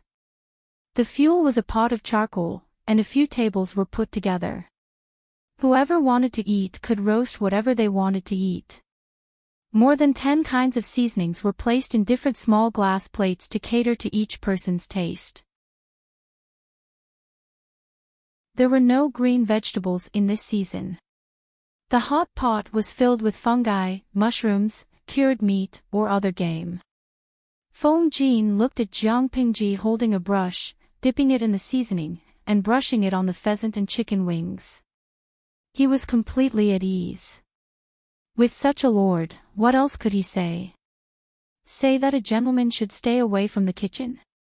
Looking at Meng Hun and the others who were eager to try, he could not bear to spoil the atmosphere with his words. "Sigh, I'll just treat it as a party without so many rules," Feng Jin thought silently. He quietly extended his chopsticks and picked up a fat drumstick that Li Yun had just roasted. He sighed in his heart. He originally thought that Li Yun would be the god of spears on the battlefield, but he followed the wrong lord. His path of growth was a little crooked. Farming, knitting, and now he even mastered the technique of barbecuing. The outside was crispy and the inside was tender. When roasted, it was golden and crispy. Li Yun was a martial artist with sharp ears and eyes. How could he not know what Feng Jin was doing? But compared to eating, he enjoyed the feeling of barbecuing more. It was a great sense of accomplishment. Because it was a private gathering, and Jiang Pingji suspiciously emphasized that there was no need to be too restrained, Qiguan Rang simply threw aside the rule of not talking when eating and quietly enjoyed the fruits of Meng Hun and the others' labor. When the district town stabilizes next year, Rang will want to bring my wife and daughter over. Su Ku was a little tempted, but he thought that Takshu, who was by Jiang Pingji's side, had not been dealt with. If he brought Xuanmei over, he was afraid that it would harm her. Thus, he could only bury this thought in his heart and quietly listen to it. He was preparing to imagine his goals for the coming year. Meng Hun was a loner. Next year, he only wanted to help Jiang Pingji complete the conquest of Fengyi County. Luo Yue wanted to go back, but now he was on the pirate ship and could not get off. He could only sigh and accept his fate. Brother Li Yun said, "I hope Master can come back next year and reunite with me. Then, I can find a good wife and strive to become a father before the end of the year." Ever since the first batch of glass was sold, Jiang Pingji had money. She was also generous to her subordinates. She gave them a few months' worth of overtime pay and bonuses. Brother Li Yun was now considered a person with a small fortune. He had a house, money, and a car, mount. You're tuning into the LoveLore Library YouTube channel. We're so grateful for your support, and don't forget to subscribe to join us on this incredible journey through captivating stories. Your generosity through donations truly makes a world of difference, as it's the primary source of revenue that allows me to expand and enhance this channel for you. Thank you from the bottom of my heart for being a part of this adventure.